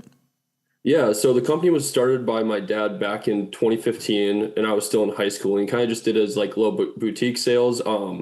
Believe it or not, it's pretty hard to start a retail business when you're taking care of 2 kids. So about 5 years later, I think it was 2019, 2020, I got involved and I was all 19, 20 years old, had no idea what I was doing, but slowly but surely made it to where we are now. And you're taking it to even greater heights, is that right? I like to think so, at least. Now, where did you get this idea, BOAR, B-O-A-R? We love it. We're loving your logo. Let me see if I can show it here. Here's the logo for folks. Mm-hmm. Yeah, so that was originally my dad's idea. So one of the ingredients in it is lard, and he thought, boar, kind of play on words with it. He really liked the aggressive boar on there as well. It's kind of like the brand identity for it. Well, it's meant to work in any condition you need it for. Is that a common product that would be in a gun cleaner, or is that something specifically to you guys? No, we are, I believe, the only true all natural gun cleaner on the market. And we spent a lot of time doing it. Our temperature range, negative 55 to 520 degrees. So we're competing with all the big guys with their operational temperatures and everything. But yeah, I think we're the only true all-natural brand on the market. Every single product we sell, whether it's our gun cleaners, our tool cleaners, we have some more home stuff and fishing stuff that's going to be coming out later next year as well. Everything's going to be all-natural, made in the U.S., and meant for everybody to use. That's really cool. Yeah. Yeah. Now, so I noticed on your website, this is a product that doesn't stink. I heard that. I saw that. I was just going to say, if it's all natural, you probably don't have to run out of the room every time you open it. Yeah, ours is also one of the few products that smell like death when you clean your guns. It has a little bit of citrus terpene in it to help break down some of the heavier carbon and whatnot, and that gives it a nice little citrus scent. So if you don't like the smell of citrus, may not be for you, but most people, I think, prefer it over whatever carcinogens the rest of the stuff smells like. That's great. And the thing is I know about your products and I've used them, but I didn't realize that they were completely all natural, because I got the canister of it. I didn't read the little stuff on the bottom and saying that, but that's amazing that you guys have done that, because lot of people don't want to have, spray this stuff in the air, because everybody knows when you spray this stuff in the air, you're breathing it in, you're taking it in, you're getting it on your hands, you're absorbing it. So it being an all natural product, that's got to be better. Oh, wait a minute. So you say, Adam, if I can smell it, I'm actually breathing it? I guess. Apparently, that's how that works. I shouldn't admit to this on camera, but I can't tell you how many times I've cleaned my gun in a hotel room the night before a competition. And I mean, when you're in that closed, environment, and you're using the hotel bathtub to spray out your guns, I mean, it's pretty toxic, and you're inhaling all of that. So this seems like a much better deal to use something that's all natural, smells nice, and maybe won't destroy the hotel room afterwards. Yeah, you won't get the side effect of inhaling some of those fumes as well with our product. So, yeah. And I deny anything any damage that's ever been done to any hotel room, by the way. I deny it all. Yeah, I wonder who came into the hotel room after Maggie and what they thought. I know. Yeah, that's an interesting tub ring. Now, you've got all kinds of Every products. competition shooter has cleaned out their guns in a hotel bathroom before. Is that Everyone. right? And what do we got here? This looks like more of a sample size. Yeah, so that's our 2-ounce bottle. That's kind of our bottle we advertise as like our range kit bottle. So that's a travel size for people that are competing. There, you're just going on a plane. You bring your guns with you. Just have it in your range bag as well. If you have a malfunction out while you're training, it's nice to just have a smaller bottle, because the big 8-ounce bottle can be a little cumbersome. I think it fits really well in your hands. A nice shot bottle. But this is meant to be a little bit more portable, and just kind of, you can take it with you anywhere. And that 2 ounces lasts you a pretty long time. We were doing demos at SHOT Show last year, and I think we had an 8-ounce bottle, and we probably made it all through an ounce, and we were doing like 3 demos a day, clearing bulk carrier groups. So 2 ounces actually lasts quite a while too. Mm-hmm. Yeah. And let's see here. Got some more photos. And I noticed it says cleaner and lubricant. Is it like a one stop fits all, or what? Yeah, so it's I recommend it as a lubricant for things like handguns and shotguns, things that you don't need a ton of oil on. We're actually releasing our gun oil quarter 1 of next year that will come in a dropper bottle that will be more meant for your ARs and stuff like that you have a higher cyclic rate with.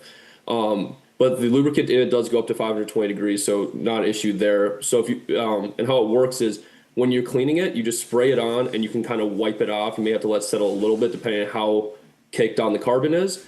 But when it comes to lubricating, the solvent didn't actually evaporate. So you just spray it on and you just let it sit and work into whatever parts, and it lubricates itself from there. All the solvent will evaporate and just leave only the lubricating and protection on there for it.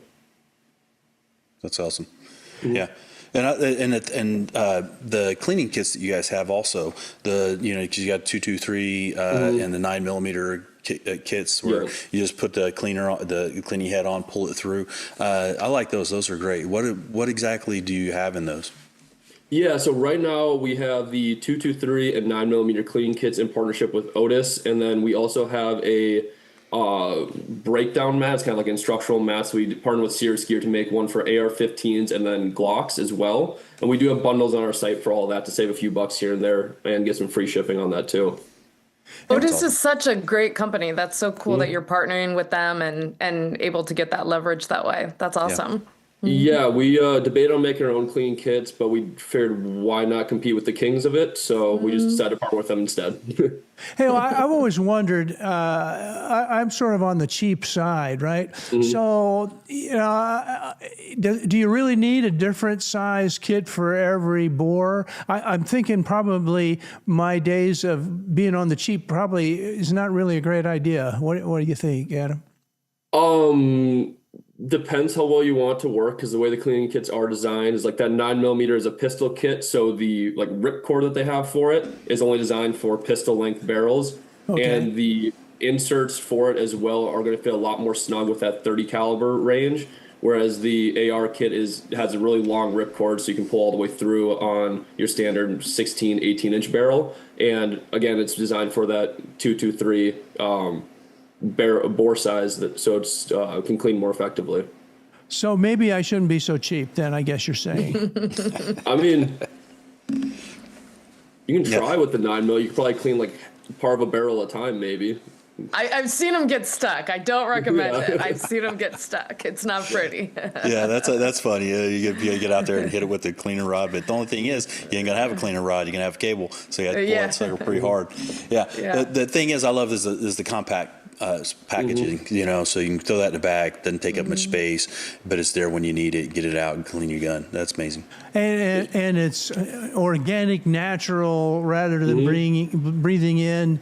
You know, I like the fact that you do have some Boar products. I like my bacon and eggs, and so I'm not too worried about carcinogen. Maybe I should be, but I think that's a lot better than some unnamed synthetic. Now, look, I tell you what, we've got about 30 seconds. We're going to ask you to hold through the break, but before we go, tell our viewers where they can learn more about Boar products, please. Yeah, they can go to boarproducts.com. That's BOARPRODUCTS.com, and they can actually save 20% off on their first order with code GSTV, and that will stay active. So if you're seeing this live or if they're watching it on TV, it should still be active for them to go.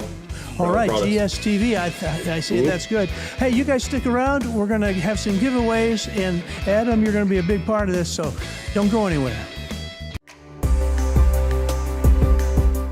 The headrest safe is quick and easy to use. Some may even call it a game changer. The headrest safe acts as a safety net, protecting your belongings while keeping them out of sight and out of bounds of others, serving as security while also keeping your valuables in bounds. That's what the headrest safe provides for me. Game, set, match.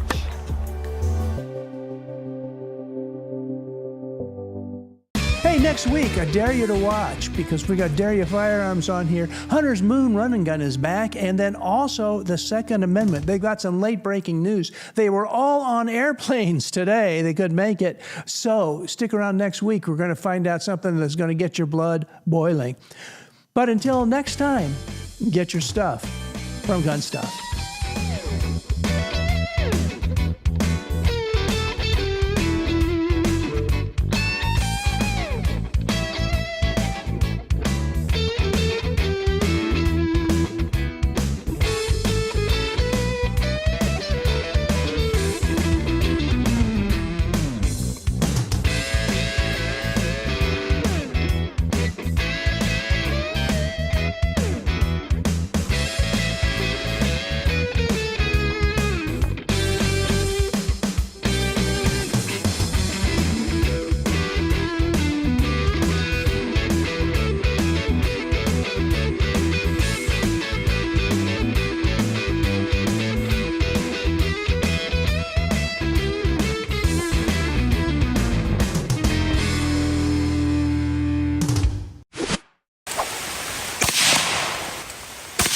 Hey!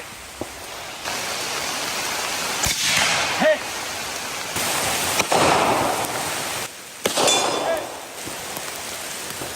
You're left, you're left. At time. Hit! Hit! Hit!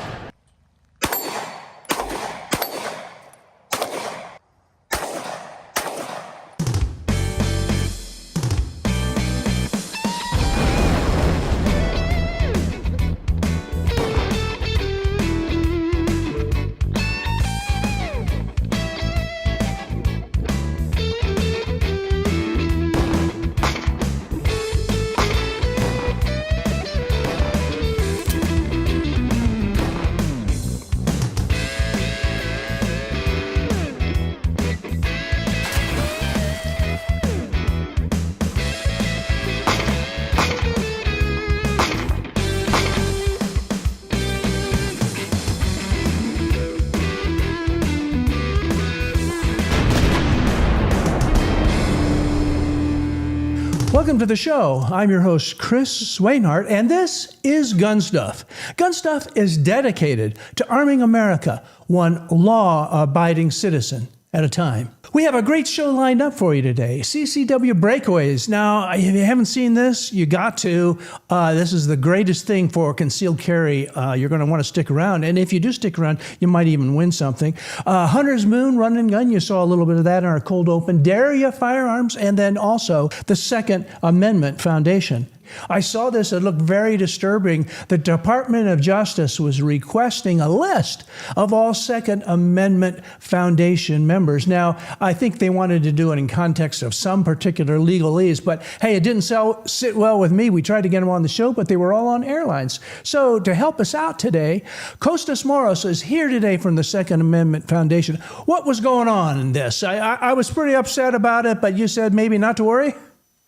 It's not to worry, but first of all, thanks for having me on. So what's happened here is this is the second time we've run into this issue, and we've essentially been caught in the crossfire of a bigger issue. The Trump administration is very concerned about these universal injunctions, especially in the context of immigration cases, and they won a case called Trump v. Casa in which they got the Supreme Court to keep injunctions more narrow.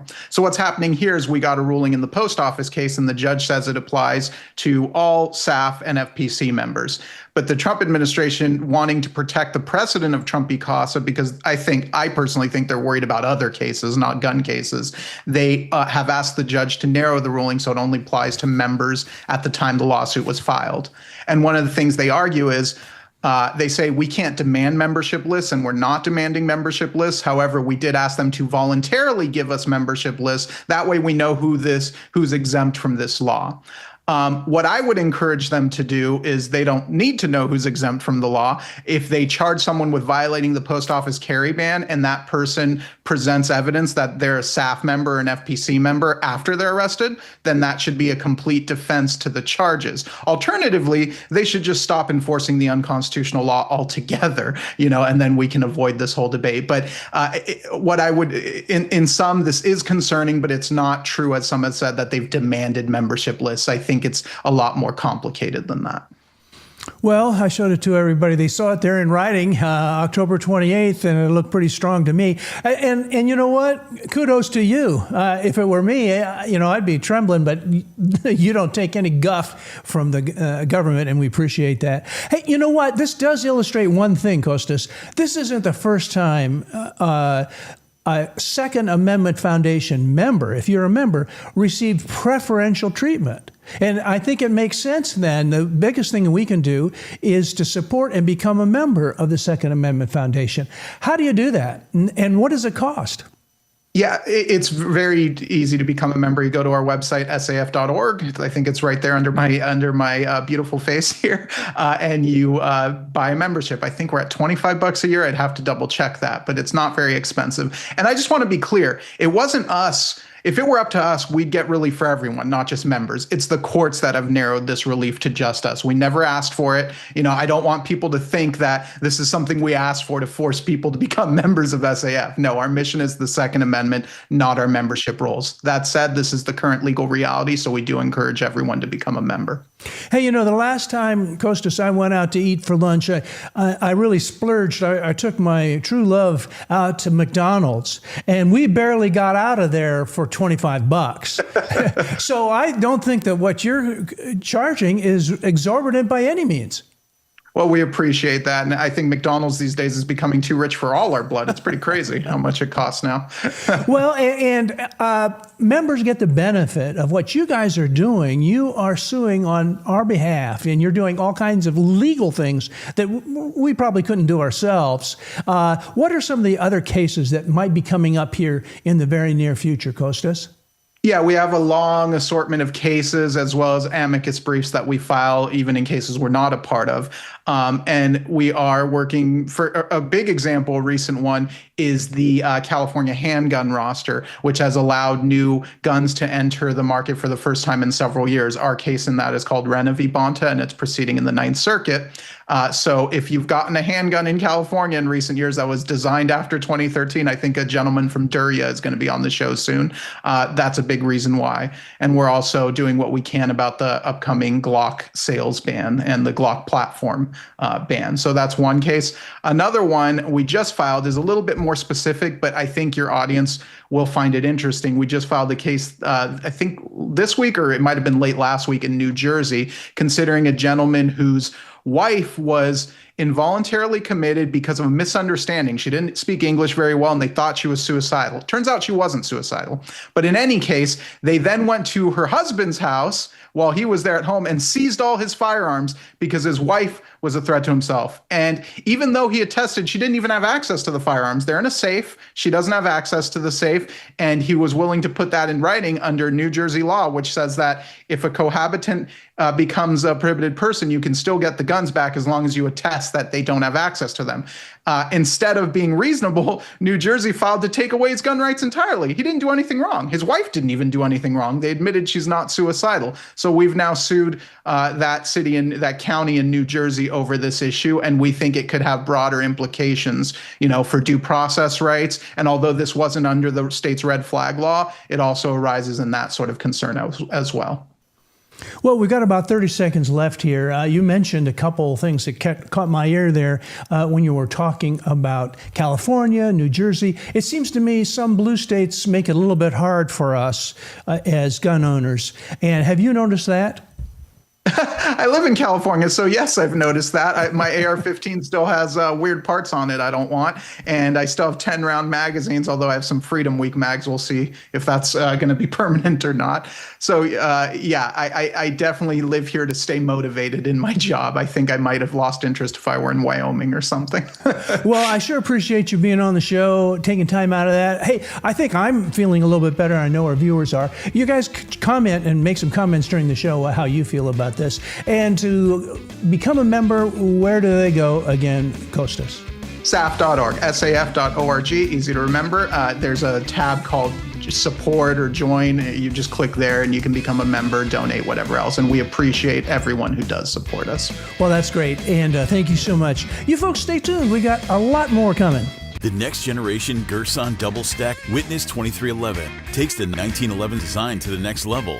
Compatible with many 1911 slides, barrels, and parts, the Witness 2311 series is not a wolf in sheep's clothing double stack like much of the competition. Don't be fooled by the words double stack. Get a Witness 2311 for a true evolution of a 1911 double stack with match grade features. Find yours starting at just $749. To learn more, visit eaacorp.com. Now, Maggie, last week you were introducing this to our viewers. We're going to have a rewind. What are we looking at here? You put me on the spot because I don't have my glasses on. But what we've done is you've really done something really cool, which is given a centralized location for all of the shooting sports. And I always get so many questions. People want to know, how do I get involved in competition? Where do I go? How do I find out more information? And I've had to point people in 1,000 different directions. USPSA, IPSC, IDPA, Bianchi Cup, Steel Challenge. And it's too much for people to remember off the top of their head. There's too many acronyms. Nobody wants to write all of that information down. And what you were able to do is centralize all of that information and put it in one spot. So if you just go to GunStuff TV, you can find a master calendar, look up all the events, find something local to you, and have a centralized source for information where people can go out and say, okay, let me find all the cool sports, all the cool places to go, and find out how to get involved in these really cool sports. And so I am excited for your new website, and I'm excited to be able to just send people to one spot and find information. Yeah, so there you'll see that's the home page, and then you can go on in and look at our calendar page, and there are thousands of events now. I checked it out. There are thousands, probably 600 or 800 more since the last time we talked. And you can drill down and you can find out the details. Like here's an example right there. It tells you where it is, who to call, anything that you want to know if you want to get involved. And to me, that's great. Now, speaking of getting involved, I think I have some footage right here. Scott, let's see if this shows you getting involved. Here's an example of Scott. You guys are out there competing. And I think this is at the Hunter's Moon, unless I'm mistaken. Scott. Yep, that's Hunter's Moon, and so we're doing a run and gun, and we're doing the shooting and moving and all this stuff. So you go to these events, and you have to each event is you run blind, and you have to perform once you get the instructions. So that's the thing I love about these, is because you don't have a real good chance to prepare. You just have to train well. Well, I tell you what, I'm going to switch over here. And last week we almost missed our featured firearm here. And we've got it right here in the studio. Maggie, we've been talking about this. I know you're familiar with this because we talked about it. We got in the last shipment of a limited edition of 500 of them. And I have it right here in the studio. Maggie, I'm going to let you handle this. And Scott, why don't you tell our viewers a little bit about it?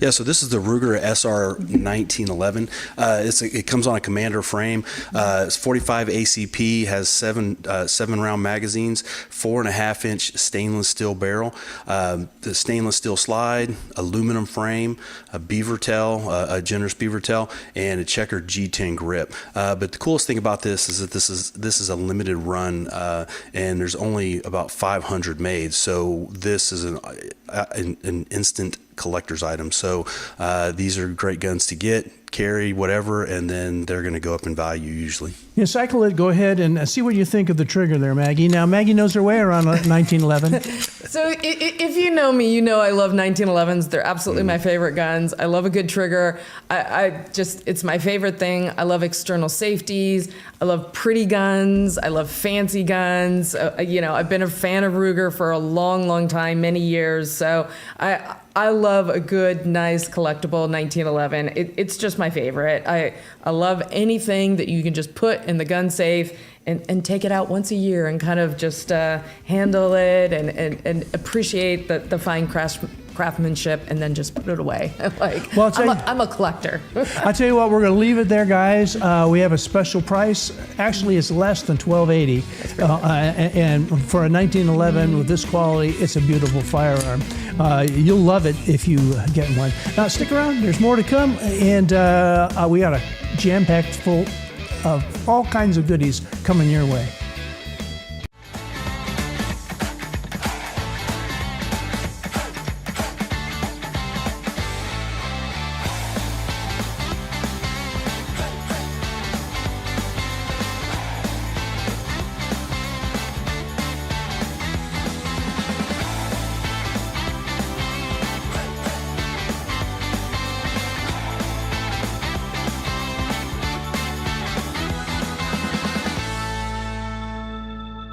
Let's welcome back Hunter's Moon and John Drossert.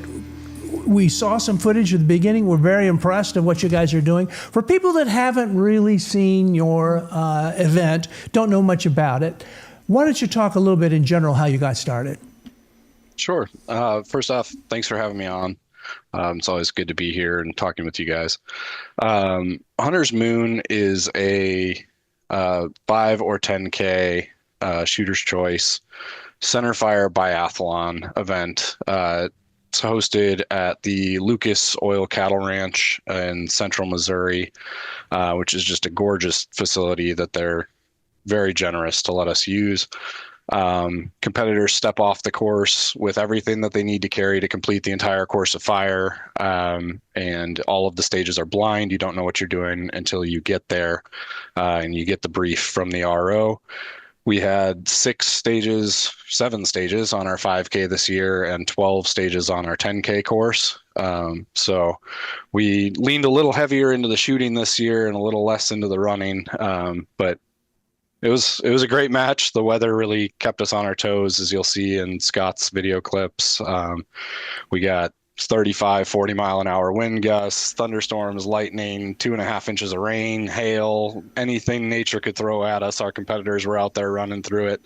And every single one, it sucked in the moment, but they always had a smile on their face. And it was a really, really fun event. that's one of the things about these events. You know, I mean, you get out there and you're running, and it's rough that you're going through the bad weather and all this stuff, but at the same time, you're really out there to test yourself. So that's the great thing about it. So you run into these matches, you usually get into them once or twice a year, where just you get the big heavy downpour and everything, and those are the ones people remember the most. I was gonna say that's always the perfect way to describe the best match, is that they suck in the moment, you know. But that's the point of it. Just like you said, Scott. That's what tests you, and that's what makes you determined to finish it, and that's what proves all of your skills, and that's what, you know, really makes you feel that sense of accomplishment at the end. Is just knowing that you pulled everything together and you saw the finish line, and that's what counts, the finish line. And here's our restart of the other, and we're going to be watching a lot of these different stages and let you guys kind of comment on it. At the beginning of the show, I don't think you guys could hear it, but our audience could. It was pouring down rain. It looked incredible, absolutely incredible. But here it looks like it dried off a little bit by this time. So Scott, what's going on here? Yeah, so this is one of the stages. This is the 1,000-yard stage, and you start off and you engage out, 200, 300, 400, 500, 600 yards as the targets go out to 1,000. And this was a dry time of the first day of the race. So this runner was lucky enough to be able to shoot it in the dry and not be in the middle of the rainstorm. So that was a good thing. Now, does he? John, does he get extra points or demerits because he didn't have to go through the rain, or is it the luck of the draw, or what? Unfortunately, it's luck of the draw. With our sport, as with most sports, I'm sure there's the running gag joke of the RO curse. And 99.9% of the time, the ROs get way worse weather and way worse conditions when they run the course than the competitors do. And this year for Hunter's Moon was the exact opposite. It was a beautiful 70 degrees and sunny for the ROs, and then the competitors had 50 degrees and 2.5 inches of rain.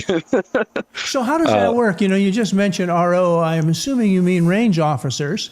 And yes. Those are volunteers pretty much that help? Yep. So all of our range officers are volunteers. They come out the day before, and they get to, as a thank you for working the entire next day and keeping all of our competitors safe, they get to run the course for free. As part of that, they get to test and proof all of the stages for us too as we go. We try to have them all proofed and ready to go before the first RO even steps off on the course. But as with everything in the world, you don't know something's broken until you let 100 people try it. So it gives us a chance to really work out any kinks, and they get to, just kind of as a thank you, they get to come compete and see all the stages, and then the next day they work for us all day, and which this year was exceptionally brutal for that, because while the competitors were only spending 2 or 3 hours running the course and out in the rain before they could go get warm and dry, our 42 ROs were out there all day just in the rain and wind and hail, and not a single one of them complained about it. It was fantastic. There's such a great group of people. I think the biggest challenge was keeping everything dry. Like I was filming, just like all this was filmed that I did. And we lost cameras, timers were getting out because everybody was getting just drenched the whole day. Trying to keep your, papers and everything dry, keeping scores on all that stuff, it makes things a little more difficult. That's for sure. Yeah, and like this stage it's showing right now, these rifle targets that you can barely see here in the rain are only 80 yards away. So when we had stages that were reaching 600, 1,000 yards, visibility was a major factor in the competition this year. But all of our competitors, we only had one person not show up when they saw the forecast. So all of our competitors, just true shout out to them and their grit and their determination to do it. Hunter's Moon is a charity fundraising match. We raise funds for the Missouri Farmers Care Drive to Feed Kids. So we're trying to help combat childhood food insecurity across the state of Missouri. And thanks to the generosity of our competitors and everybody coming out, we were able to raise a little over $5,000 for that cause, which is something we're pretty proud of. You know, Maggie, we've been talking about this with the GunStuff TV database. You know, you can go out and find an event like this anywhere, and you can actually go watch too. Isn't that right, Maggie? Most of these people will let spectators watch? Yeah, it's, you know, everybody in the shooting sports is always just so welcoming. It's hard to watch though, because as soon as you get out there, they want you to participate. They want to draw you into the community, and they want you, they'll loan you equipment. They'll do anything they can just to get you out there behind the gun. But I want to draw on something that you said, is just to be out there and shooting out to 1,000, you know, yards is pretty impressive. Over the years, a lot of the 3-gun matches that I've been shooting, they've been shrinking down in size because it's hard to find a range that will let you shoot that distance. You know, it's pretty impressive. We started out shooting, you know, 500 yards, 600 yards. Then it was only 300 yards. Then they started bringing the distance in closer and just kind of shrinking down the size of the target to mimic distance. But the fact that you guys are out there still shooting 6, 7, 8, 1,000 yards, I mean, that's so impressive. You just don't get to do that in many parts of the country. And I think that's got to be what makes it really, really fun for your event. You just don't get to do it anyplace else. So, John, if people came out and they just wanted to watch, or let's say they wanted to volunteer, maybe they don't know how to be a range officer, but there are probably some things they could do to help you guys out. What do you think, John? Yeah, they can reach out to me. You can find the event has a Facebook page. You can just search Hunter's Moon Run and Gun on Facebook, and we pop up. There's a bunch of different ways that people can help, or maybe you have a fellow competitor that maybe you're not feeling up for it yet, but your buddy wants to try it. You can always, you know, as long as you sign the waivers, run the course with him. Scott, that looks, I'm sorry to interrupt, but I don't want to miss that. That looks a little tricky there, Scott. What's he on there? Yeah, so he's on the balance board, and you know that you have to engage certain targets, like he's engaging the blue stripe targets from the stage he's at now, but he had to engage the white targets, and there's targets are in the way on the plate rack, so it makes it really difficult to see the targets, be able to stabilize yourself and be able to hit the targets. But that was a great stage, and that was one of the ones I was assigned to work part-time. So John, I guess you get a lot of good feedback. People have fun on all these different challenges, right? Yeah, it was a very challenging course, and the weather didn't make it any easier, but that made it where, you know, the weather was everybody's enemy and not my stages. So that helped me a little bit, I think, this year. We come up with just about everything. I try really hard to keep it balanced, you know, between rifle and pistol stages, or pistol only and rifle only. And here you can see we have the AccuShot one-shot challenge as part of one of our stages. So all of our competitors get the opportunity to run that. For those that aren't familiar with that, it's B&T Industries, who is the makers of Atlas bipods. It's a challenge that they send for us to add, and the winner of that challenge gets a certificate for a free Atlas bipod. It's whoever gets closest to the center of the crosshair on the middle of the card. So, well, I tell you what, we're going to have to leave it there. We've hit our time mark here. Now, Hunter's Moon, just look for Hunter's Moon Run and Gun on Facebook, and they can learn more about it. When is the next one you have? And then we're going to leave it there. We are an annual event. We will be back next October. Registration will be announced eventually, and it'll be live 100 days before the match. Well, let's have you back on GunStuff, and you can announce the opening registration on GunStuff TV, and we'll push it out there for you. Hey, guys, I want you to stick around because we have a whole lot more. Thanks so much, John. We got a lot more coming. All right? But the one thing I can tell you about my family, it's bred into us. We're not quitters.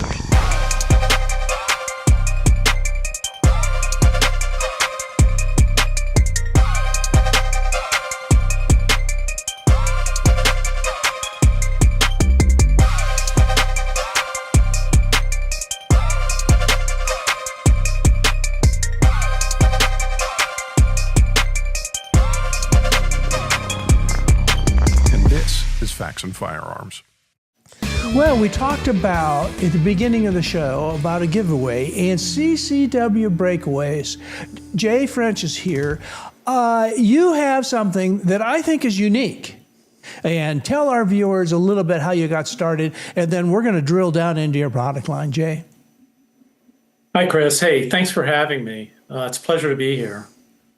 How did we get started? It was the CCW Breakaways was birthed in martial arts setting.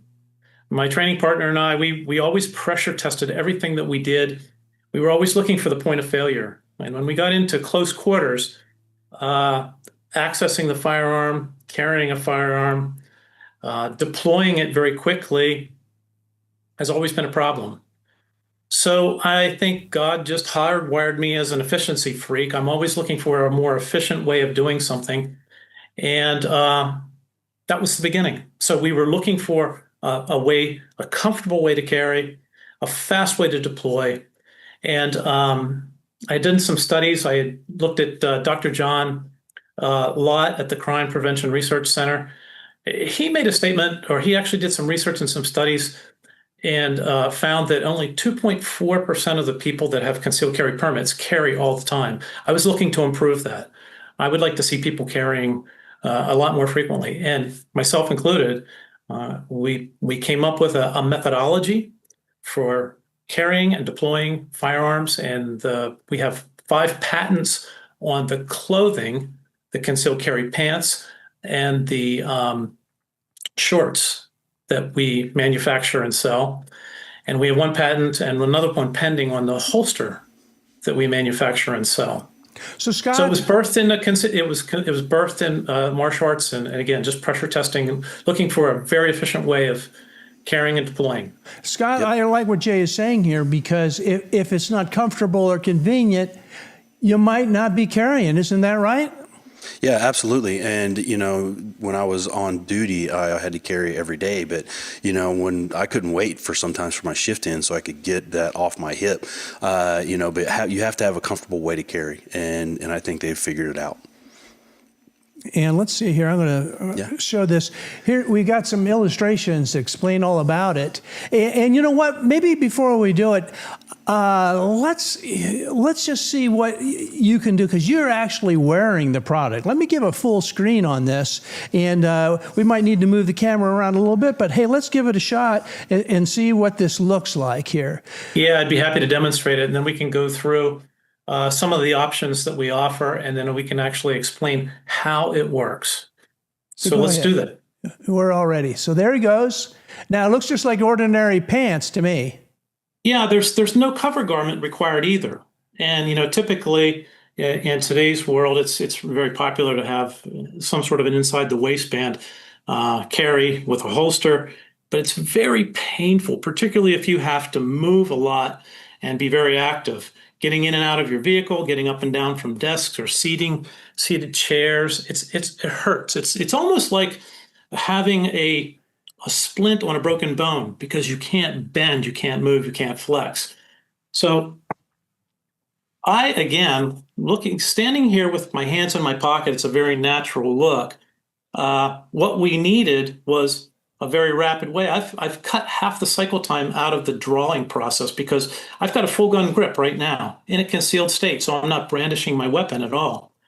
So the first step is really to just get the full gun grip, break it away, and you can kind of see there's an enlarged opening so that the firearm can easily come out, and then you draw.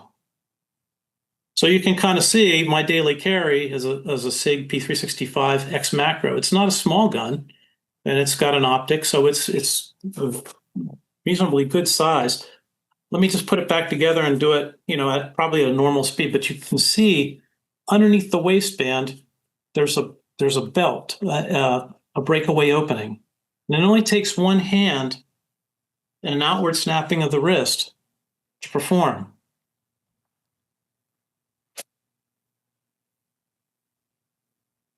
That's pretty So incredible. It's a very easy, simple 1, 2, 3 step process.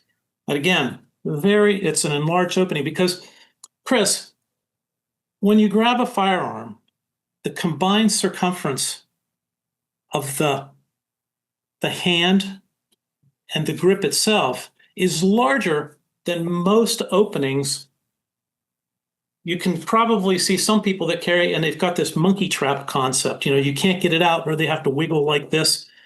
With the breakaway, you just break it open, you have a very large opening. So you've cut half the cycle time just by, and I'm going to re-snap and look again, kind of let you take a look. And it's good for lefties or righties again. Same thing on this side. So you can kind of see there's a female snap here and a male snap here that's hidden and disguised under the. So the key was get into normal looking clothing. We didn't want to have a tactical look. We wanted to be very gray man. Yep. And again, I think maybe if I walk you through some of the other pictures that I gave you, some of the clothing we do, you'll see we blend in, we look normal. No one will ever know that you're carrying. That's the thing I love about it, is the fact that you don't have to be wearing any kind of tactical gear. And one of the big problems with me is I acquire a lot of gear, so it becomes easy to wear that stuff. But it'd be real easy for somebody to pick me out and say, okay, I'm going to shoot some people up. I'm going to take him out first because he looks like he's the attack, whatever. He's got cargo pants on and a whatever. But the thing is, with this, you can look completely normal and conceal your firearm, and no one will ever think that you have a firearm in your pocket. But you can still deploy it at a second's notice, and that's the key, and that's the great thing you figured out with these. Thank you very much. It really does look like you're just your standard everyday wear, your casual wear, your business casual wear. What you'd wear to go to the park or walk around with your family, and like Scott said, we do tend to stand out in a crowd because you get that certain kind of little bit of a tactical look to yourself after a while when you're trying to get these certain clothing lines. But that's just an everyday casual look. What we're showing on the screen right now, you wouldn't pick that out of a crowd. That was the whole objective, is to just blend in, look normal. And then the key to comfort, I'll show that in a minute. You're going to see this video where that's a video that we use in some of our social media and on our website. But you saw, as you rippled through those photographs, you saw jeans. Of course, Americans love jeans. They're probably our number one seller. The thing that you're looking at there, the gray casual pants, it's kind of a hybrid of a chino and a jeans. You can see you've got the rear jeans pocket. You've got a side cell phone pocket in this particular model, and again, breakaways on the left and the right. Now, is there a holster inside there? I'm sorry? Is there a holster inside there to hold your gun? Or is it just sort of actually, that's one of the patented features. How about if I walk you through that with some of the next pictures and graphics that I gave you? Yeah, let's see here. It'll show up here in a minute. And, look here. There we are. Yeah. So that's hidden away inside there. Yeah. If I had if we all had X-ray vision and we could see through that fabric, you'd see that the holster and the pocket are one and the same.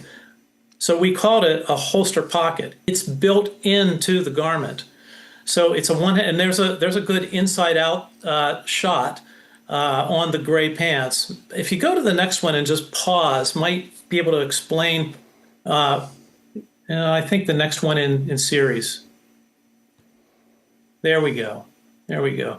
You can see left and right, it looks like a holster. You see some black Velcro that runs vertically that makes the depth of that pocket adjustable. Now, one of the key things, and let me just stand again, one of the keys was getting the holster or getting the firearm. Let me use a blue gun. Getting the firearm away from here again to eliminate the pain, but it's also getting it below the hip line of flexure. That's the key. Getting down here where you can hinge and bend. The other key is to get to the inside of a radius, the inside of the thigh instead of the outside. Anything, you're accustomed to seeing things in your people's rear pockets, the wallet, cell phones, you see things bulge. You don't want that when you're carrying a firearm. You don't want any printing, but the key is to get below that hinge line and on the inside of a radius, not the outside of a radius. Again, that was one of the other patentable features. So you can kind of see how it looks. Again, breaking it away. Its key is getting it, storing it here and carrying it. Now, if you go back to the other graphics that I had provided. Now, I'm not seeing that at all. I mean, when it's in your pants and you're pulling it out, I'm not seeing anything at all. Nothing. Nothing. Thank you. That's yes. So the where we picked up the efficiency is back to the martial arts is it's less than a 1 second draw, and the key to that is you've got typically we can see things coming at us. And if you establish a grip and then just do the breakaway, you're not brandishing a weapon. So you've already eliminated half of the cycle time of the draw stroke. Mm-hmm. So and it's a one-handed motion. The other thing was in a close quarters, my training partner and I, we'd always get our hands tied up with one another. We've got our hands on each other. You know, I needed one hand, not two hand. I didn't want to have to clear my shirt and then draw my weapon and go into it. Oh yeah, that makes sense. A one-hand operation. And you're not as obvious. Hey, you know what? I got to tell you, this looks like a product that everyone is going to want. We're unfortunately, Jay, we're way over our segment here, and I think we could be talking about this for a long time. So I'll tell you what I'd like to do is we're going to give people the URL, which is ccwbreakaways.com. They can go there, learn a little bit more about it. But if you don't mind, I'm going to hold you through the break, because we're going to give away one of these products right after the break. And can you stick around there for us, Jay? You bet. And I think I have a slide there for your viewers, too, with the URL, QR codes to make it easy for them. Well, we'll bring that back in just a minute. You guys stick around. There's more to come from GunStuff.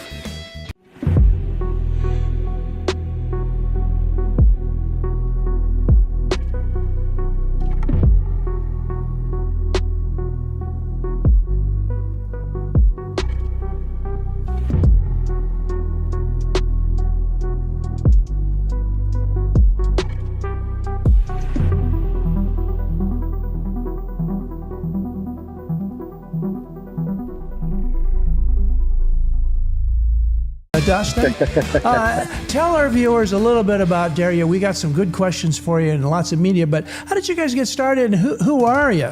Well, we really started, a lot of people might not have heard of us. Maybe people have just recently, just because we've been pretty active just since we got started in January 2025, so it's been this year. We're excited for people to try us, because we know when people do try us, they're going to have a good time doing it. They're going to have a reliable, and the actions will speak louder than what I can tell you, because when people do try it, it'll go well for them. So tell us what we're looking at here. So that's one of our most popular ones right there. That's the DY12Z. That's the MFA version. Our most popular version is the DY12Y. It's another firearm. It's a 12 gauge shock. It's 12 gauge other firearm. And that is the Z version. Our Y version is 11-inch barrel. And it comes with a 5-round and 2 10-round magazines. We also make a drum magazine for it. And it's just really fun. And that's been overselling everything. There's been a couple of viral videos on YouTube. So definitely check them out. And it's better to see it in action. So photos don't do it justice sometimes. Yeah, and I have to tell you that this style of shotgun is probably my favorite. The main reason is because it resembles the AR-15, the controls and everything. So you don't have to learn anything new, like myself, because I was in the military and law enforcement. We use AR-15s, so it was very easy to pick it up and run the gun, and everything's exactly the same. So that's why I love those. But those are great. But I love your short barrel. The models, they look fantastic. Hey, Maggie, they're doing really well. Maggie, yep. We used to talk about, we had, when Joe Biden was in office, he had the famous shotgun song. If anything happens, just take your double-barreled shotgun, go out on the back porch and fire 2 shots, and you're going to be safe. But I think this is an upgrade to that philosophy. What do you think, Maggie? Yeah, I think if there's one guarantee in life, it's never to take gun advice from Joe Biden. That's one thing for sure. But definitely, the magazine-fed shotgun, it's the most popular popular route. It's the fastest growing thing in competition shooting. And I've found particularly that the recoil impulse off of a magazine-fed shotgun is just a lot more comfortable to shoot than the traditional shotgun. It's certainly faster to reload. It's certainly faster to get back on target, and it's just very, very popular. And it's just nice. You load the magazine, you do it in a traditional manner, like you said, very similar to an AR-15, and you're able to get back on target very, very fast. You put a nice red dot on it. I love a red dot on anything, so it's just easy to shoot and a lot more fun. Yeah, Scott, is the functioning of this, a lot of the energy is taken up by the mechanism instead of just going right into your shoulder. Isn't that right, Scott? Yeah. Yep. The recoil spring and everything in there, that helps absorb some of the recoil, slow it down a little bit.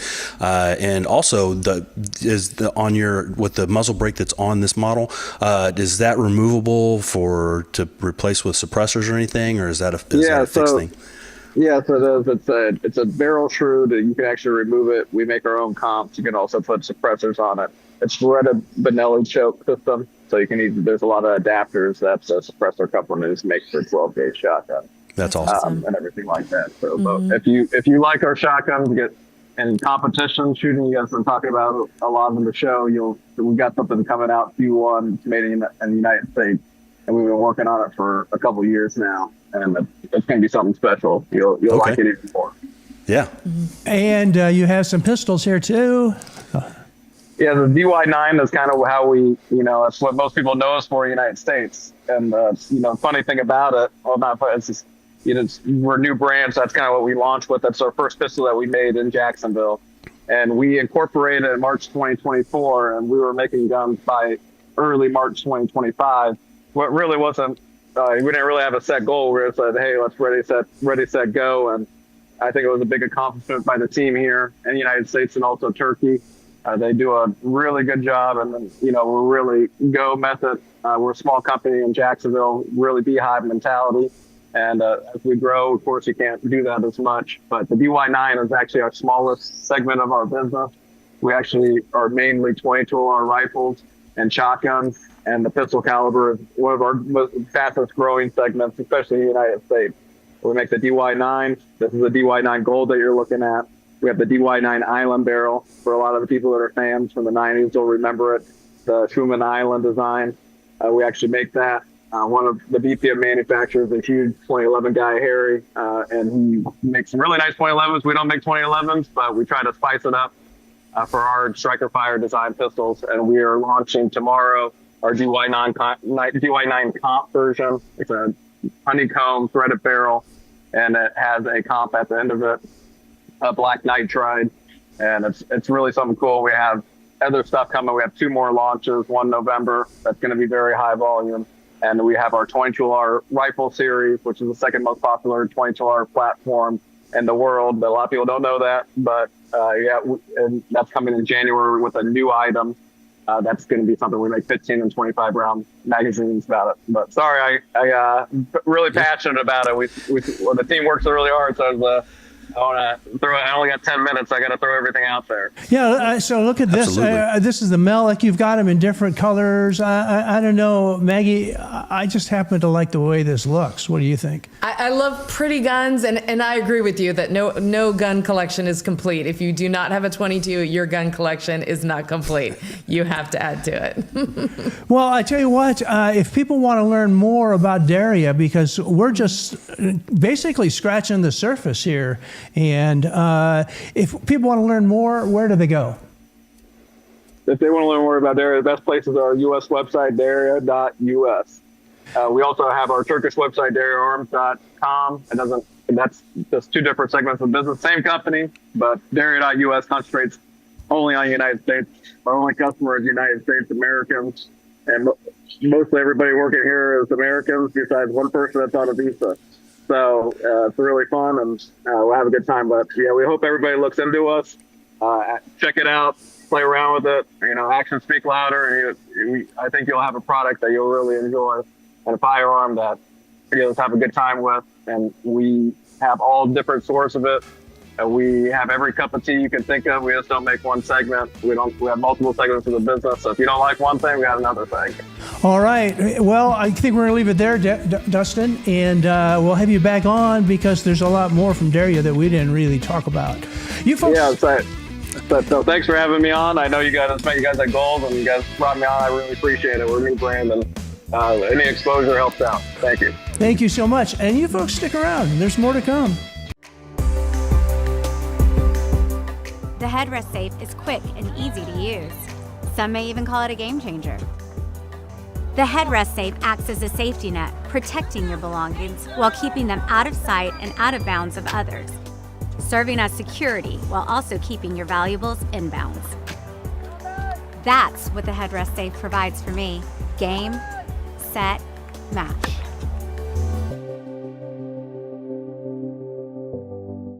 Next week, we've got a great show lined up for you. Athena Target Systems. You're going to like that. CMMG, and then also Walk the Talk America. I don't know if you know who all those people are, but there's one way to find out. Come back next week. But until that time, get your stuff from GunStuff.